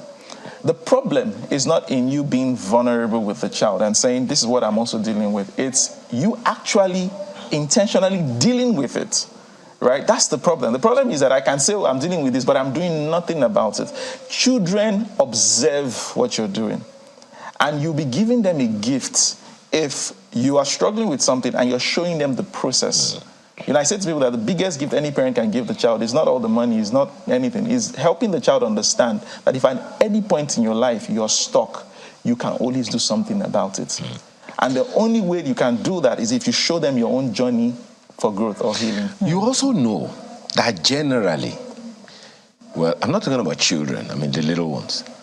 Generally, youths and teenagers especially, well, she's a mother of mothers, so she'll be able to tell you, don't listen to parents, or rather, don't like to listen to their parents. Like, you people are old school. Your time has passed. We know what is happening today. You don't. How do we manage that? This whole thing is about helping the young people and the family to stay sane. Well, so parenting, there is no one style to parenting throughout the years of the child, right? So we say that with toddlers, with children, there's a different style. They have a lot of questions and they want you to educate them. So they come and say, Mommy, this. They're always talking. They want you to educate them, right? And parents sometimes get frustrated with this, but you need to actually answer all their questions. You need to give them as much information as possible because that's what they need at that point. When they cross over to 12, which is the teenage, adolescent years, the style changes. Now, the best way to parent them is the use of questions, so the role reverses. Right? Now, but what many parents do is that they keep on still telling you and providing you information and telling you all that. The child is saying, no, that's not what I want right now. Why? Because that stage, we call it in psychology, we call that the identity formation stage. It's the stage where they're asking the question, who am I? So there's a lot of questions. Who am I? What am I good at? So the child has questions. Your job is to direct them to answers because that stage also is a lot of emotional development is happening at that point. So the child is trying to figure out what's happening. What do I like? Am I good enough and all that? So what you do is that you guide them by asking questions. Have you thought about it this way? What if you think about it this way and allow them to go do the thinking, allow them to come back with you to you with response, and then you can look at it and say, well done. But I think, what if we try it this other way? That is how you parent teenagers. But that's not what most parents are doing. And that's why you will see resistance because you're trying to give them the information. And they say, no, that's not what I want. So there is resistance against resistance. Hilary, I wanted to ask you a question. Yes, I remember something that was featured, was on the cover of Time magazine many years ago, and it was a photo of a group of young people, and it was captioned, we are the people our parents warned us against. Please, I want you to talk to that. Well, so that takes me back to when I talked about parents just giving information and not allowing you to develop, answers yourself. What I see with many teenagers is that when parents are trying to give information, they also give one-sided information. Let's talk about substance use, for example. No parent will tell you how there are some positives to taking some substance. You probably will feel high, confident. They don't tell you all that. They tell you only the bad side of it. And you will die. You will run mad if you try this thing. So the child takes that information, goes to school. The friend peer says, see, don't mind mommy. Try this thing first. Okay, if you just try it and see if. And then the child tries it and realizes that, wow, I didn't die. I didn't die. I have so much courage. I have so much, confidence. So what was mommy saying? Mommy is a liar. Thank you. And then when they get back home, they say, see, you don't understand. Mommy, you don't understand. Why? Because what you told me is not what I found out. Many teenage girls also have that experience. If you touch a boy like this, go get belly straight. Exactly. In fact, it was so bad in our time that we stayed away from our brothers. Exactly. We ran away from them. We didn't allow them to touch us. You bumble. How can parents behave like that? Do you get it? Now, it's the fear. They have the best intentions. I need to say this out, that most parents have the best intentions. But they shouldn't say things like that to their children. It's the approach. And that's why we're having a conversation like this, so that many parents can change the approach. You are afraid. We get it. Deal with your fear, right? How about also the fear of parents that once the children taste certain things that you talked about, they could get hooked and it could destroy them? So the likelihood that a child would, let's talk about substance, for example, there's usually the experimentation stage of substance, but we find out that not everybody who experiments end up using substance, right? There's a reason why, right? Now, many people who end up using substance is because the substance does something for them that they couldn't get. So self-esteem, for example, your environment, your parent, your family should help you build that. And if they don't, substance would provide an idea that you have that, but we know it's not doing that for you. So that's the challenge. The challenge is that parents are not looking at it holistically. The intention is good. The approach needs to be modified with many kids. The approach needs to be modified. How about faith? Because I've spoken with a person or two who say that even those who are clergymen and clergywomen have children who are at risk of substance abuse, some of them in rehab and all those things. What happened in that kind of situation?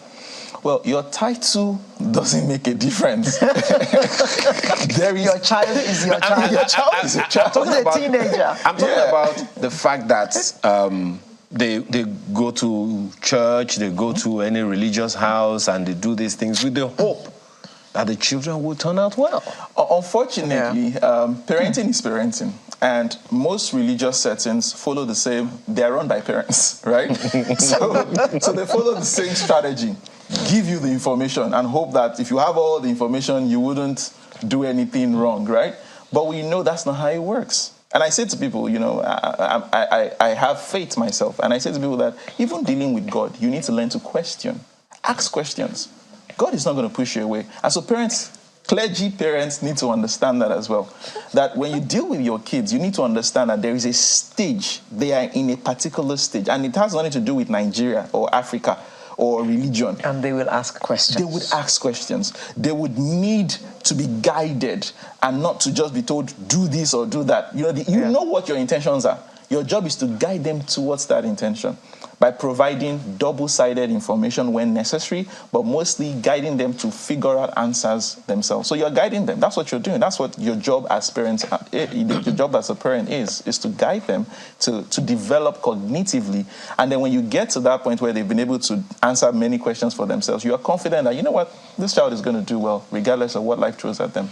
But Chris, how is it that this issue of mental health is appearing more and more in our conversations. Yeah. Also, so there are two sides to it. Many people think that this generation, mostly Gen Zs, are hiding behind the mask of mental health most times. They say, "Oh, my mental health is threatened," and all that. And I say to people that it's their mental health. So they have a right to tell you whether it's affected or not, or whether they need, it's their. And you have to agree. Exactly. However, the reason why this conversation is coming up is linked to what I said earlier in 2017, the social isolation. We are more isolated, even though we are more connected now. So we're on social media. More isolated, even though we're more connected. Exactly. Yeah. So we have 30,000 friends on social media. But are you really, are those really your friends? And so when you log out of Instagram, you realize that you don't have anybody. And that's where the problem is. We are social beings. We are not designed to do life alone. And so we need to do life with people who are genuinely dear for us. And that's a major problem. Now, the other thing is, again, with the awareness, the increased awareness of mental health, people are more in tune now with their emotions. But we've not gotten to a point where they have a balanced knowledge, where they know that I can feel sad, I can feel anxious, I can feel angry, but doesn't mean that I have a mental illness. And so it is that stage where they're trying to still navigate the information that they have. And this is where I think parents should step in, because as a parent, you need to be able to share with your kids that it's okay to go through difficult times. It's part of life. It's okay to experience sadness from time to time. It's okay to be angry. One of the things I do with my toddler is that we play this game where we say, "Show me an angry face," and he says, "An angry face, an angry face." It's our way of trying to say, these emotions are there and they are normal. It's okay to tell me, "Daddy, I'm angry."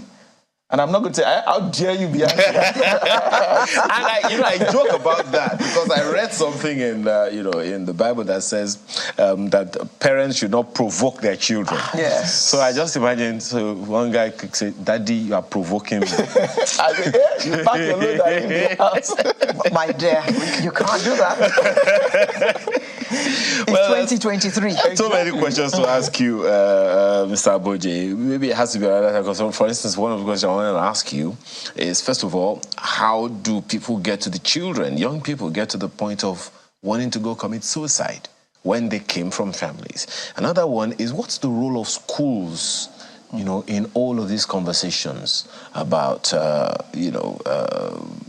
this whole mental health thing? Because it seems like, as a friend of mine is coming up with an initiative that sees teachers as foster parents of sorts, given that they spend more time in school than with their parents, who, as you say, are very busy. But maybe some other time we'll take that on. Chris Aboje, clinical psychologist and wellness coach. You have to add that one to your title. Thank you for being here this morning. Thank you for having me. Okay. It's a pleasure. Hope your mental health is better now, having listened to that. And please, no more cane on those kids. Have a conversation with them. We'll be right back after now.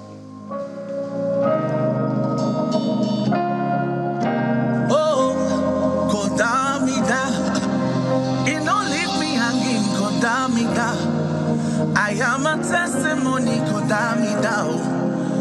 Oh, Kodamida. Oh, Kodamida. He don't leave me hanging, Kodamida. I am a testimony. Hey. Oh, Kodamida. Oh, glory. Oh, majesty.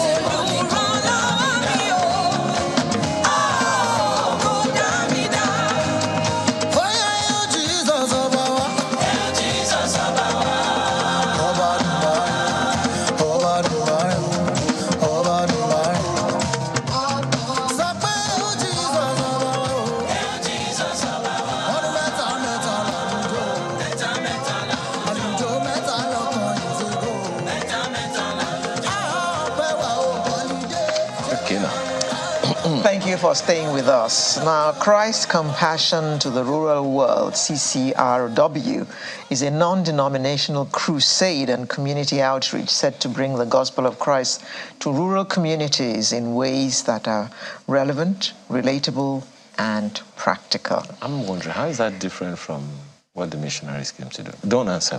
Just and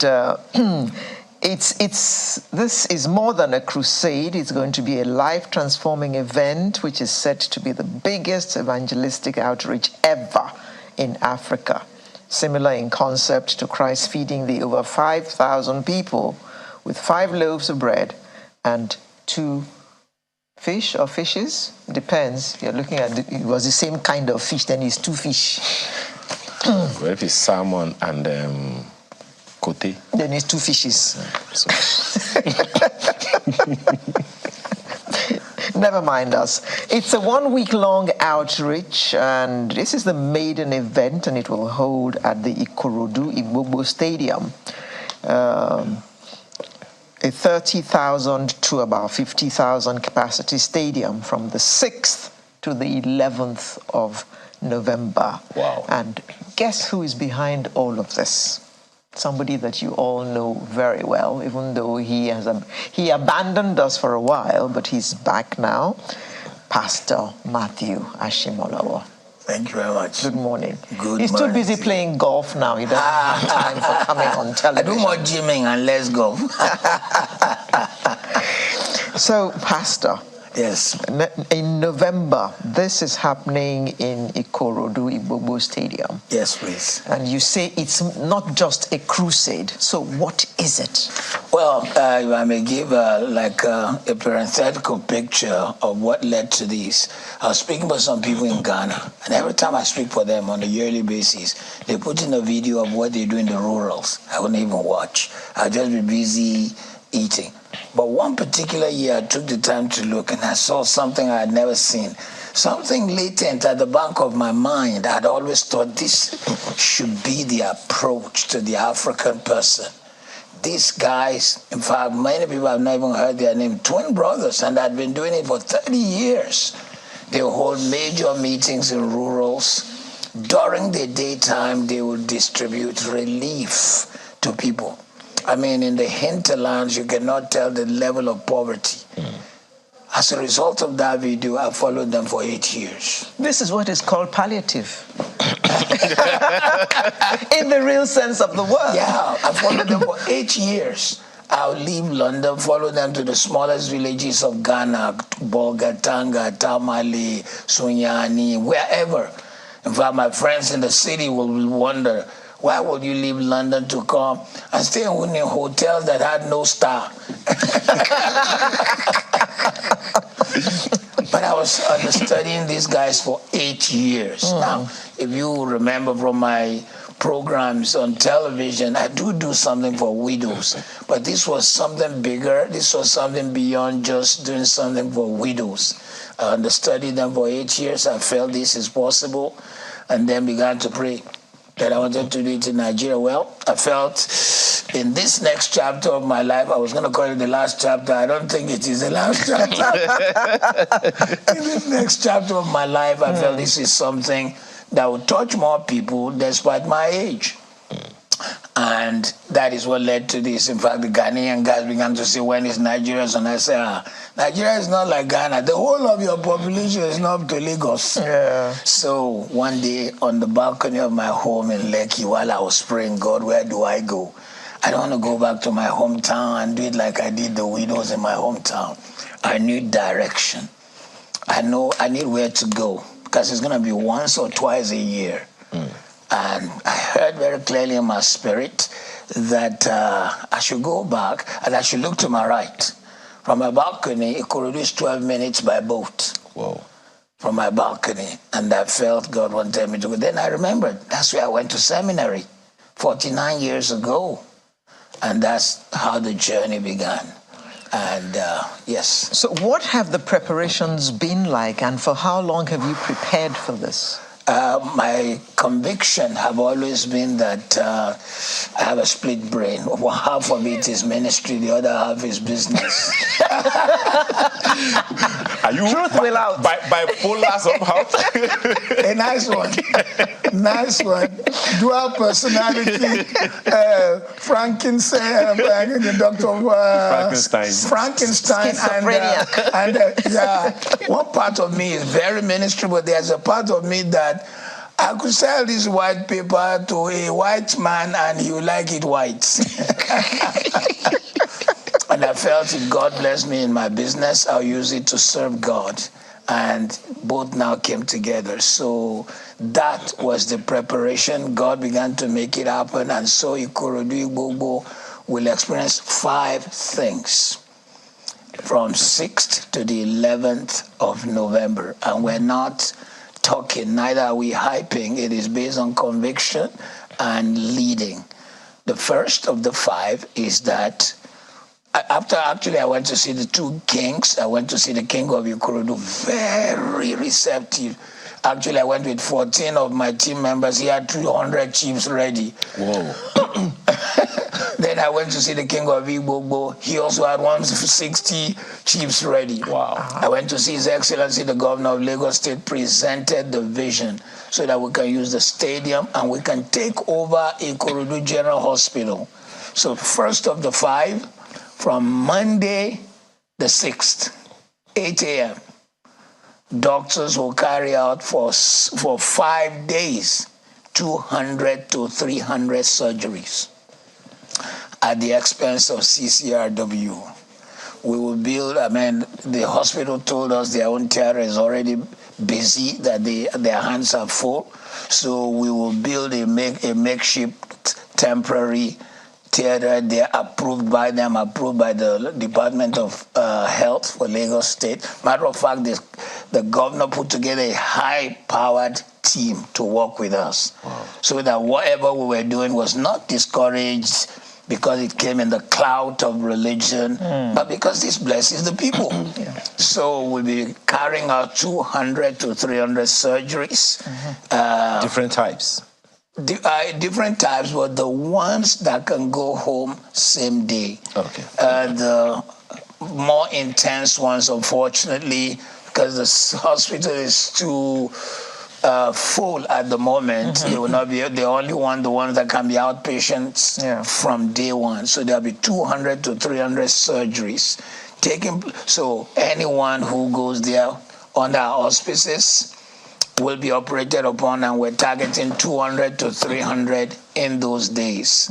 And in order for this to happen, from Monday, 2 days' time, for 10 days, doctors under the auspices of CCRW will be checking people and picking, obviously. Ikorodu and the environment being 1.1 million people, there are 300 is like a drop in the ocean. Yes. So phase 2 of what we'll be doing is that from Monday night, there'll be this night crusades. We believe in God's power to heal, to deliver, to set free, to do the miraculous. That's phase 2. Phase 3 of what we'll be doing while on ground, that's the one that hits people so big. From Tuesday morning, we'll be distributing 50,000 packets of rice, 50,000 packets of beans, 50,000 packets. These on the screen? Yes, please. And those are actually our warehouse. Wow. It's already ready, so it's not like we're talking about it. Did you say packets? Yeah, we'll be packing the rice into 1 kilo. That's why I said packets. Okay. So we bought 1,000 bags of rice and we're packing it in packets of 1 kilo. Wow. We bought 1,000 bags of beans. We pack it in 1 kilo. 1,000 bags of gari, 1 kilo. 10,000 bottles of oil. 30,000 bars of soap. 10,000 buckets, particularly for the old women and the mothers. The young men will just give them nylon to put water with. And they'll find their way. Yes. 10,000 packets of sugar, 10,000 packets of salt, 24,000 exercise books for kids, and 75,000 clothes. Matter of fact, 15,000 cloth, as in brand new Ankara, which we went and bought out of the 75. This is for the ladies also. The remaining will reach all gender, boys and girls, ladies and gentlemen. Everyone will get. On top of that, there are many other items I didn't remember, but from Tuesday morning to Friday morning, we'll be doing it 8 a.m. to 2 p.m., 8 a.m. to 2 p.m. So that's the third of the fourth of the five things we're doing. The fourth thing we're doing, there are pastors in the area, thousands of them, who need empowerment. I've had the privilege of traveling around the world, so I'll bring some of my friends to hold seminar in the hall of my alma mater, my seminary. They hold 2-day seminar, at the end of which I will personally bless those pastors with 2,000 Bibles that I published. It's a Bible published between me and Cambridge University Press. And I also give them 5,000 of my books. Then there are 150 villages of Ikorodu, apart from the towns. We'll be giving public address system to 150 evangelists to go back to those villages. But the final, number 5, is the biggest of all. On the Saturday, Ikorodu Igbogbo Stadium will be converted to a medical center/hospital. We're lining up 100 doctors, 100 pharmacists, about 50 pharmacy technologists or pharmacy technicians, nurses, optometrists, etc., etc.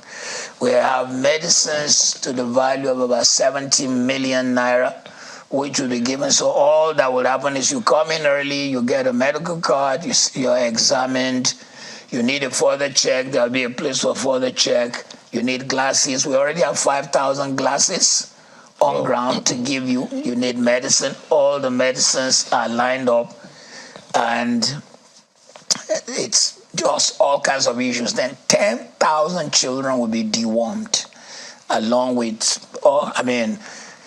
we sometimes don't realize that people just live with what they don't have the money to cure. You know, the Yorubas will say, oh, what do you see? They just don't have the money. We experienced this when we went to Zimbabwe and did it in a microcosm, when we took drugs worth $50,000 to Zimbabwe and set out. One woman who was given high blood pressure drugs, hypertensive drugs, it was, I think, the highest. And when they gave her, it's more than her 3-month salary, she just thought, I'll wait for whatever will kill me. Oh, God. And then we came and gave her, and she said, are you people human beings or angels? So Pastor, you actually went to Zimbabwe. Yeah. When your country needs you. The poverty in your country is unrivaled. I know, but you see, now I'm back home. Forgive. Well, welcome. Welcome. By the way, that is personal. Don't. Oh yeah. We have our way of bantering. That's why I said let them not take it to heart. But it's interesting, Pastor Shimolo. Yes, sir. You've been in ministry for 49 years, yes, as you said. Yes.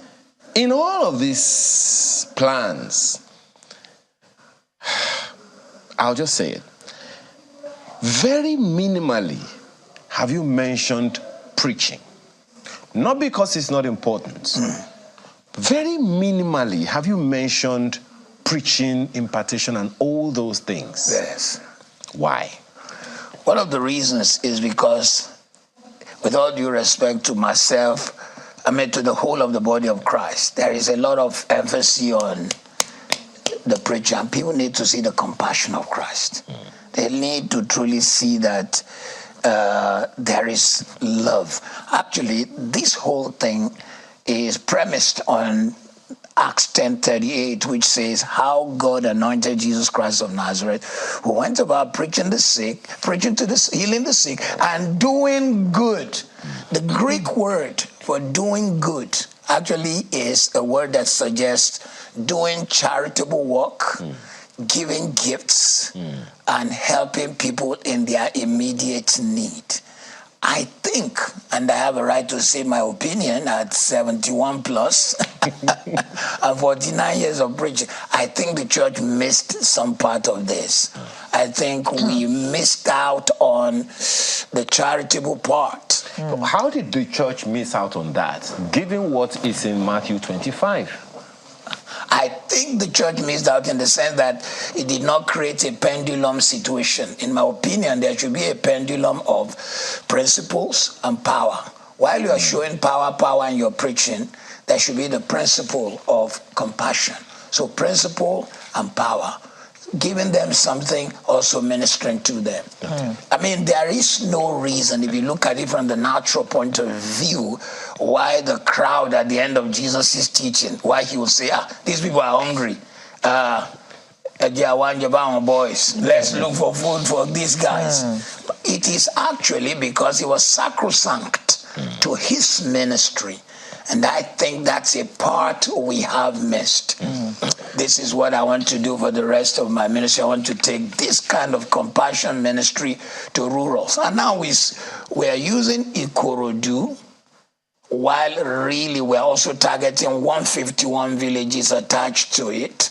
Reason is, I have 200 people coming from Paris, from all over the world, from London, and I can't take them to those villages to stay in. They will at least stay in the hotels in Ikorodu, even if they are only 1 star. At least they have a star, you know. So, yes. You mentioned just now that you are 71 plus. One would have thought that at 71 plus you'd be slowing down a bit, but it doesn't look like it. I have the strength, I have the conviction to do it, I have the compassion to do it. I am gingered by the need I see in my country. I've known Nigeria, I've seen all the governments. I was 8 years old when Nigeria gained independence. And so I know that whatever we do, in fact, all this we have described is like a drop in an ocean compared to the need in Ikorodu. I didn't even know the need in Nigeria. In Nigeria, I didn't even know the population had exploded since I left until I did my research. When I left Ikorodu, there were 84,000 people. Now that's probably just one family. Now it's 1.1 million people. So the vision is not just to give people palliative, but also to show them the love of Christ. And above all, to really let them know that we're here to make them experience the supernatural, but nonetheless, not all men have faith. So if you didn't get your miracles at night, you didn't get the healing, we have a medical program on Saturday morning for everyone. Pastor, this is a huge project. Yes. How are you financing this? This $1 million question has come up everywhere. I've shared it with people. It should. First of all, the logistics of research. Yes. I know how costly that must have been. Yes. At least I have a faint idea. Yes. And then you already loaded your warehouses. We're actually ready. All things are ready. So 1 month before. Yes. All of that is already Everything's done. All of that money is already spent. You're flying 200 people into the country. Yes. So, yes, how are you financing? Well, honestly, God will provide. This kind of approach is really very unique and peculiar. It's going to cost between 300 and 500 million, and not counting the cost of my public address system. I had to, because I'm really committed to this, I felt this is something I should do. I had to buy equipment from China worth $500,000 so that I didn't have to rent, and my equipment would be adequate to handle any stadium. However, when it comes to the things we are giving, 60% of it comes from me, from my business, while I now put it open to all those there are people who are on my prayer platform. I do this prayer every morning from Monday to Friday, and people come on the platform from 50 nations. You will be amazed. People have given, even if it is £1 or £5 or £10 from Australia, from all over the world. the majority of the expense, and I didn't, is going to be this big. The majority of it has been from me. I mean, just the medicals, the surgery, and the Saturday is going to cost about $120,000. $120,000, just the medicals. But we're committed to it, and I believe it is something to be done. So 60% comes from me. Let me read this next question. How frequently? How frequently? Yes. What will be the frequency of this crusade and outreach? We have staff. We had to hire a full-time COO to manage this. We interviewed people. I wanted it to be very well done. The dream, the vision is to do this 2 times a year, considering the enormity of the need and challenges on the ground, and also the need to touch lives. But from this first one, I think next year it will be June and December, or just one, but I don't know yet. How will you then choose the other locations? Awesome. How God spoke to me about Ikorodu, He will speak to me again about the next one. It could be in Kalagu, it could be Kauran Namoda, it could be, let me come close to her, it could be Efono. Pastor Matthew Ashimolewu, President and Visionary of Christ Compassion to the Rural World, CCRW, about the huge crusade that's happening in Ikorodu/Igbobo Stadium in November, next month, from the 6th to the 11th of November. May I just interject one little thing? Yes. From Monday, for 10 days, anyone in the Ikorodu area who needs this surgery will have to go to Ikorodu General Hospital and ask for the CCRW area where they are actually doing the pre-surgery checks. Yes. So for 10 days, doctors whom we have paid and medical people whom we've already paid will be there for 10 days checking people and getting their details and getting them ready for the surgery. Prepping them for the surgery. Yes. So thank you very much, Pastor. Thank you very much. All I can say to you now is that for this huge deed that you are doing for the people of Nigeria, God bless you. The Lord will bless you abundantly. Thank you very much. Thank you very much. Blessings. Sunrise will be right back with the home stretch. Do join us.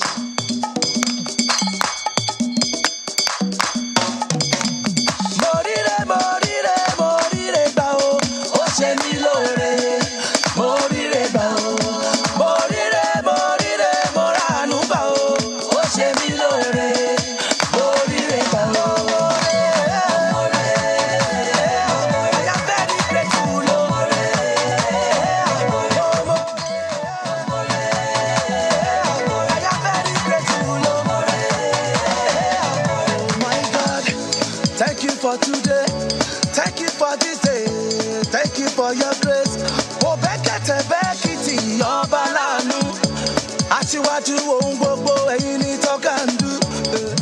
See my life, oh Lord, I'm grateful. My testimony, by your grace, oh Benedita, Keru, Bonita, oh Yarumi, my comforter, oh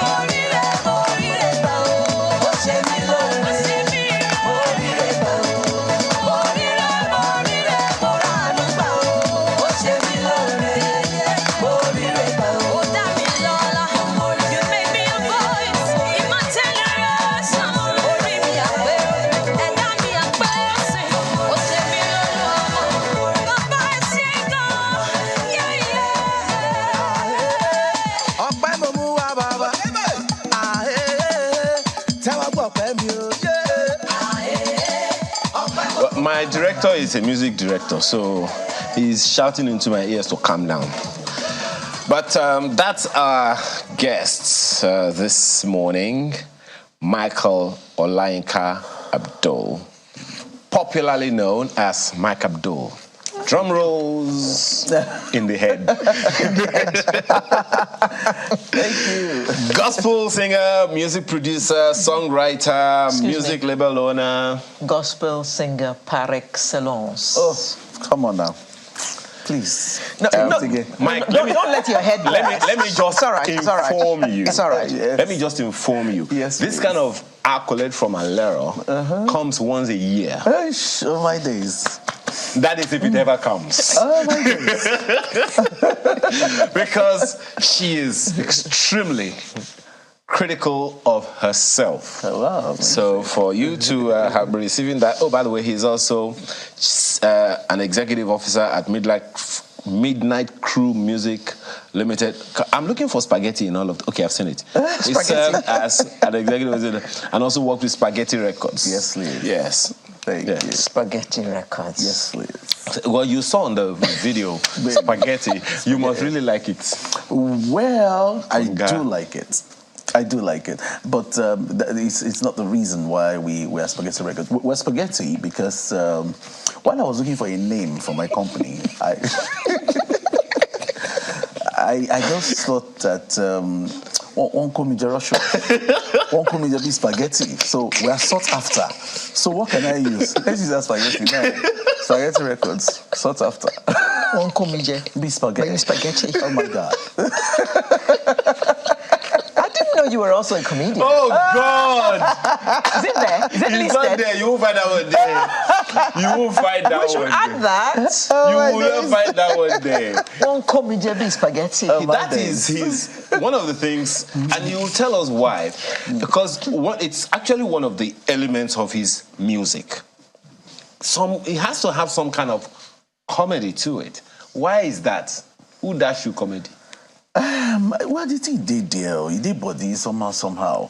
I think my mom is a very fun-loving person. Very shy, but I think we were able to now bring it out. My younger brother is a comedian in Nigeria. He's called Firstborn, the comedian. Oh, okay. Oh, yes, yeah. That's him. Yes, that's him. So it's in the family. It's there. Mike, the last time we saw you was like a year ago? Yes, so thereabouts. More. Yes. About.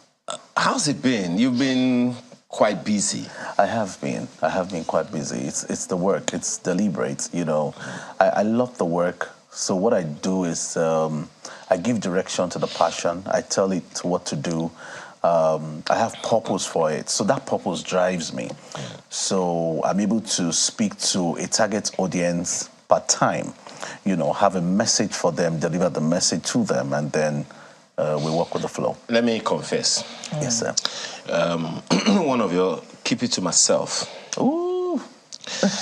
You need to make the video of that song. Oh, my days. I'll try. No. You have to make a video of that song. Yeah.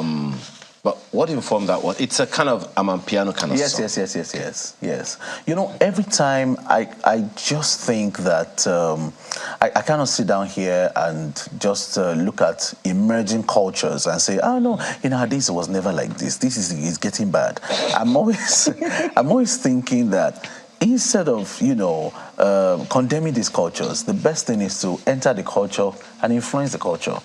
All right. So when I saw the Amapiano culture, I felt that okay, let's give them something. Let's give them an alternative, an alternative message, that kind of thing. So that's what influenced us. I was able to come up with Keep It to Myself, and yeah.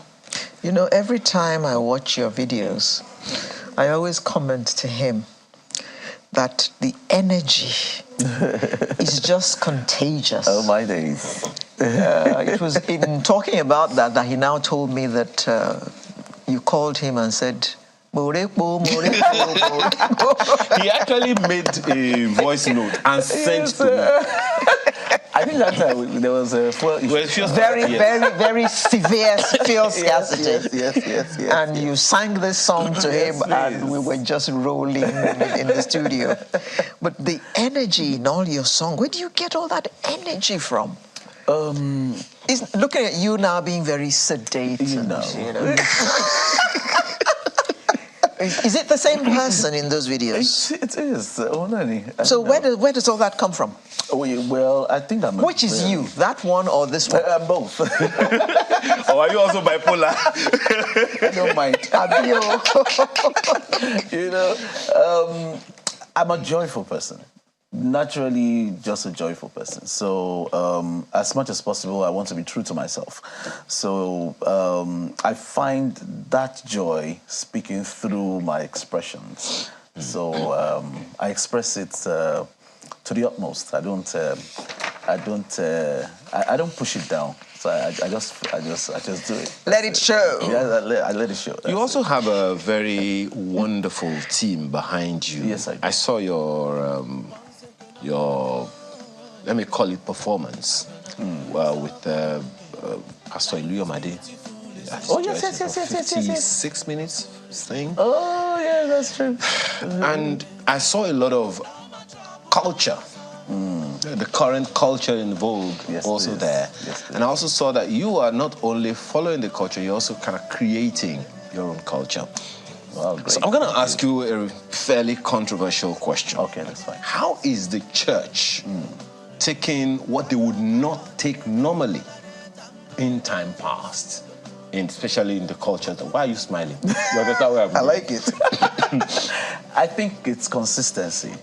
Consistency makes you believable. I've consistently been on this, and then I also have people, who have also consistently made the church know that this is our expression. This is how it is. This is how we praise God. Okay, and over time, the church would have to really understand that it's actually about the people and not about the religion. Okay, so I think eventually that's why it's not playing out that way. Because personally, I think that if Christianity came from us to the West, Fuji would have been praised. Apala would have been worshipped. But because it came from them to us, it also came with their culture to us. So we took it and also took their culture. So it would have been the other side if we took it to them. It would have been our culture. Our pastors would not have been wearing suits. Their pastors, the white guys, would have been wearing agbada. But, don't also forget that the Christianity in itself didn't really originate from the West or from Europe. It originated from African environs. But they made it what it became and all of that one. So it came with their own culture, infused and all those things. But, the interesting angle to all of these is the messenger. Now, it's so easy to get influenced by fame and acclaim and feedback such as Alero just gave you. I have known you for a bit.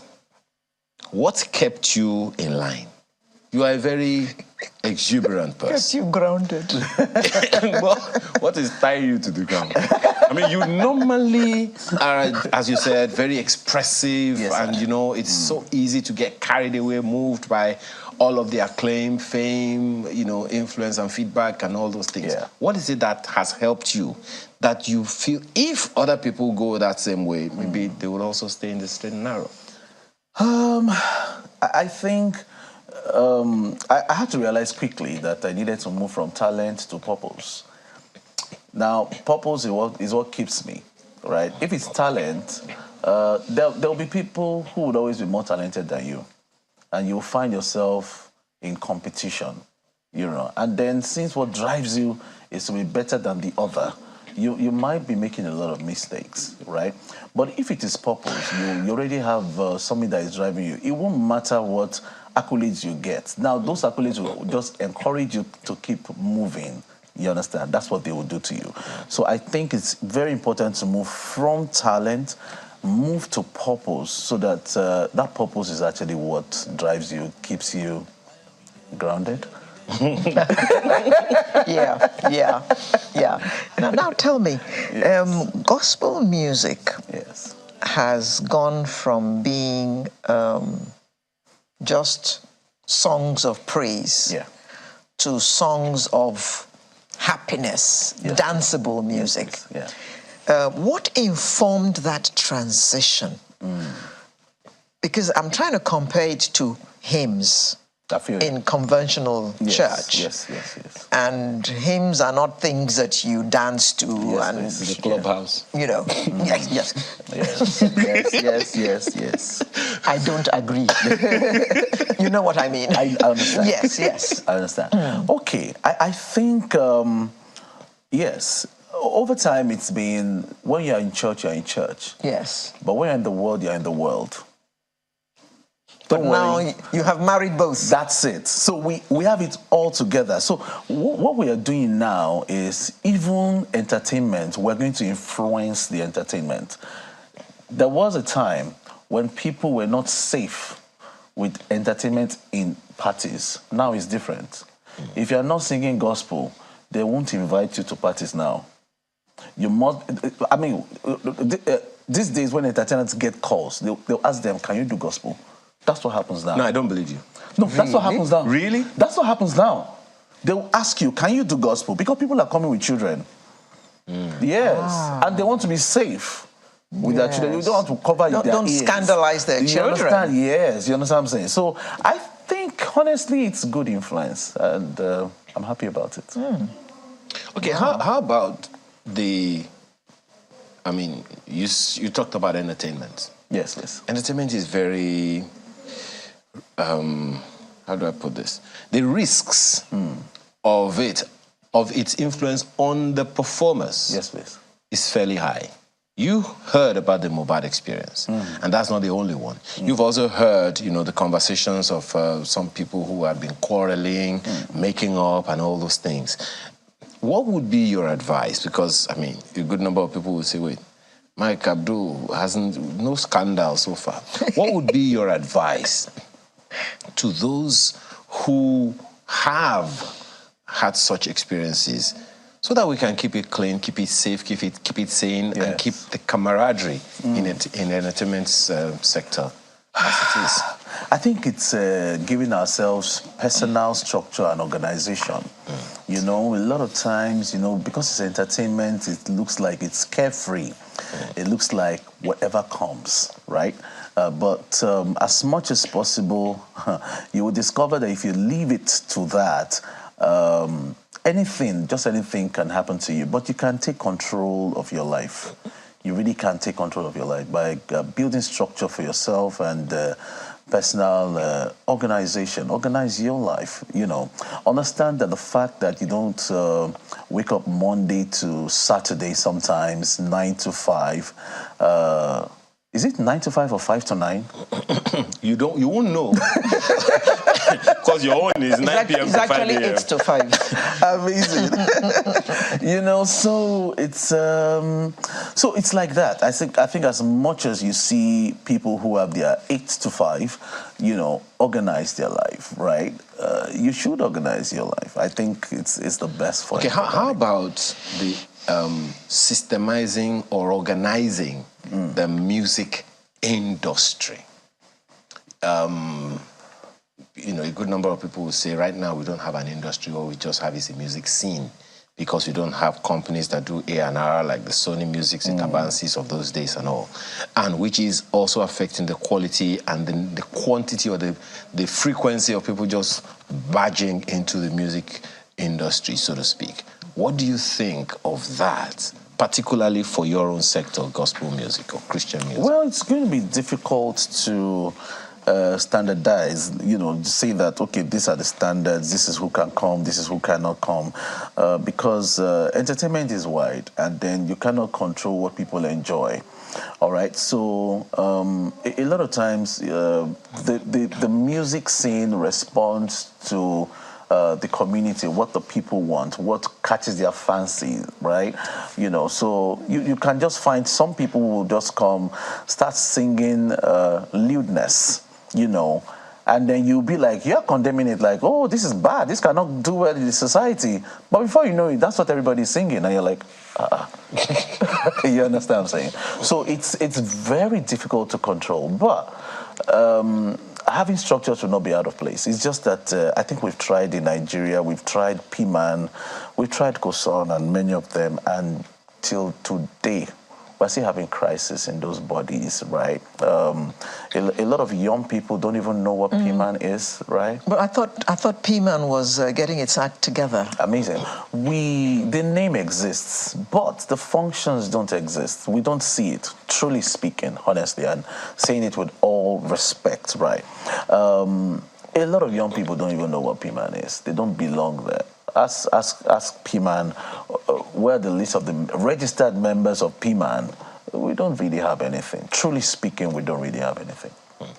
So that also goes to the question of whether or not that, I mean, you in broadcasting, we call it NTBB, not to be broadcast.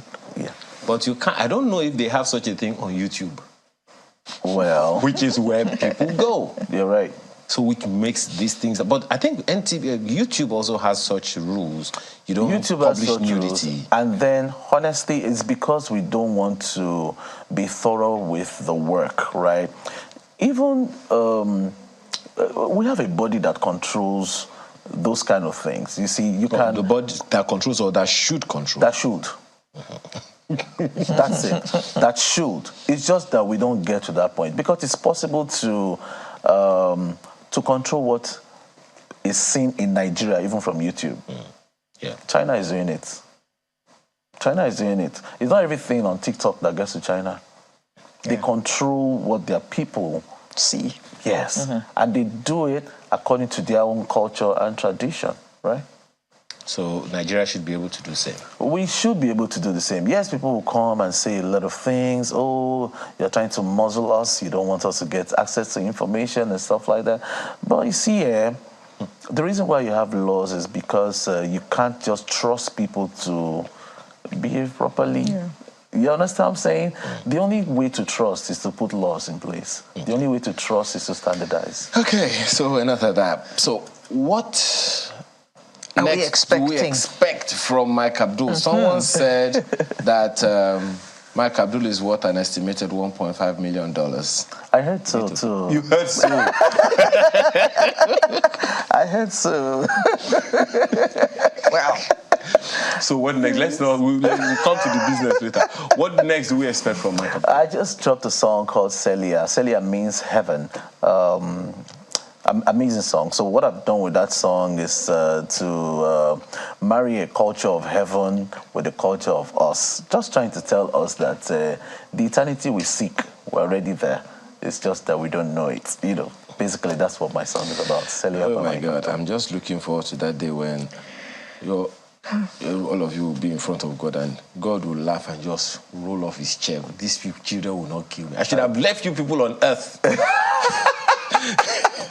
Mike Abdul, singer, music producer, songwriter. I'm yet to see him in any movie. Thank you so much for being here this morning. Thank you very much. Thank you so much for having me. Just drop that one just in case you see him. Thank you, Mike. And that's our show for today. I'll see you next time. I'm Alero Edu, wishing you all the best this week and thereafter. And I'm Ayo Makinde. Make the best and the most of who you are and what you do. Life is watching. Have a wonderful rest of your weekend. Bye for now.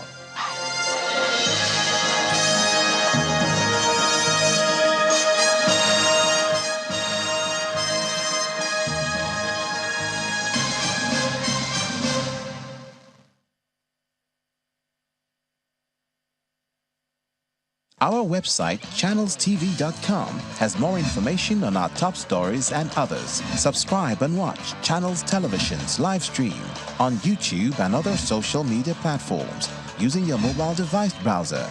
Or download the Channels TV app for Android and iOS devices from their respective stores. You can also watch...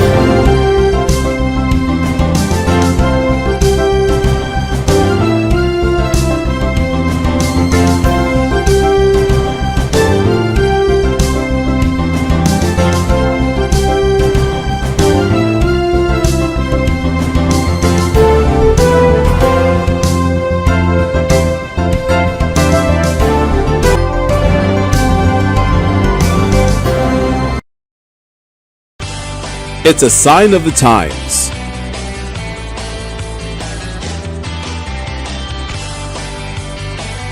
A reflection of conversations from the streets to the halls Interesting collection you have here. Thank you. that get to the walls. If they could talk,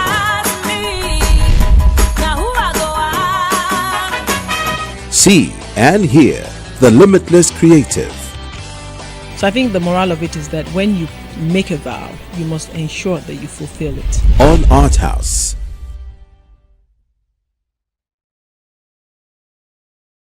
Stay connected to the world with Channels TV Podcast and get all the trending stories. Simply log on to channelstv.com, click on podcast, select the program of your choice, and listen. Our podcast is available on Apple, Google, and Spotify. Tap the expertise you trust. Touch the stories that touch you. Anytime, anywhere.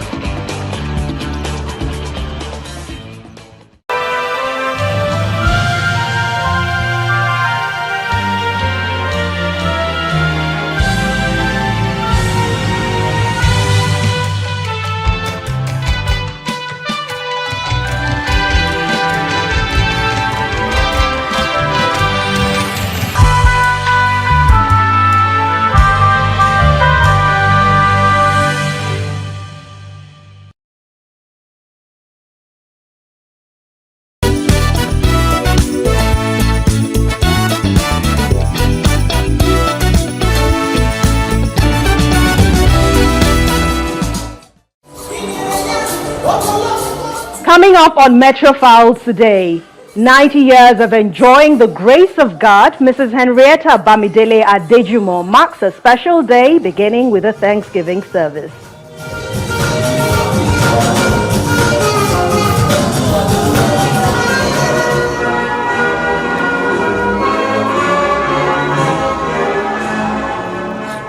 Also on Metro File, the Institute of Chartered Secretaries and Administrators of Nigeria, ISCAN, wraps up its annual conference with a dinner and award ceremony.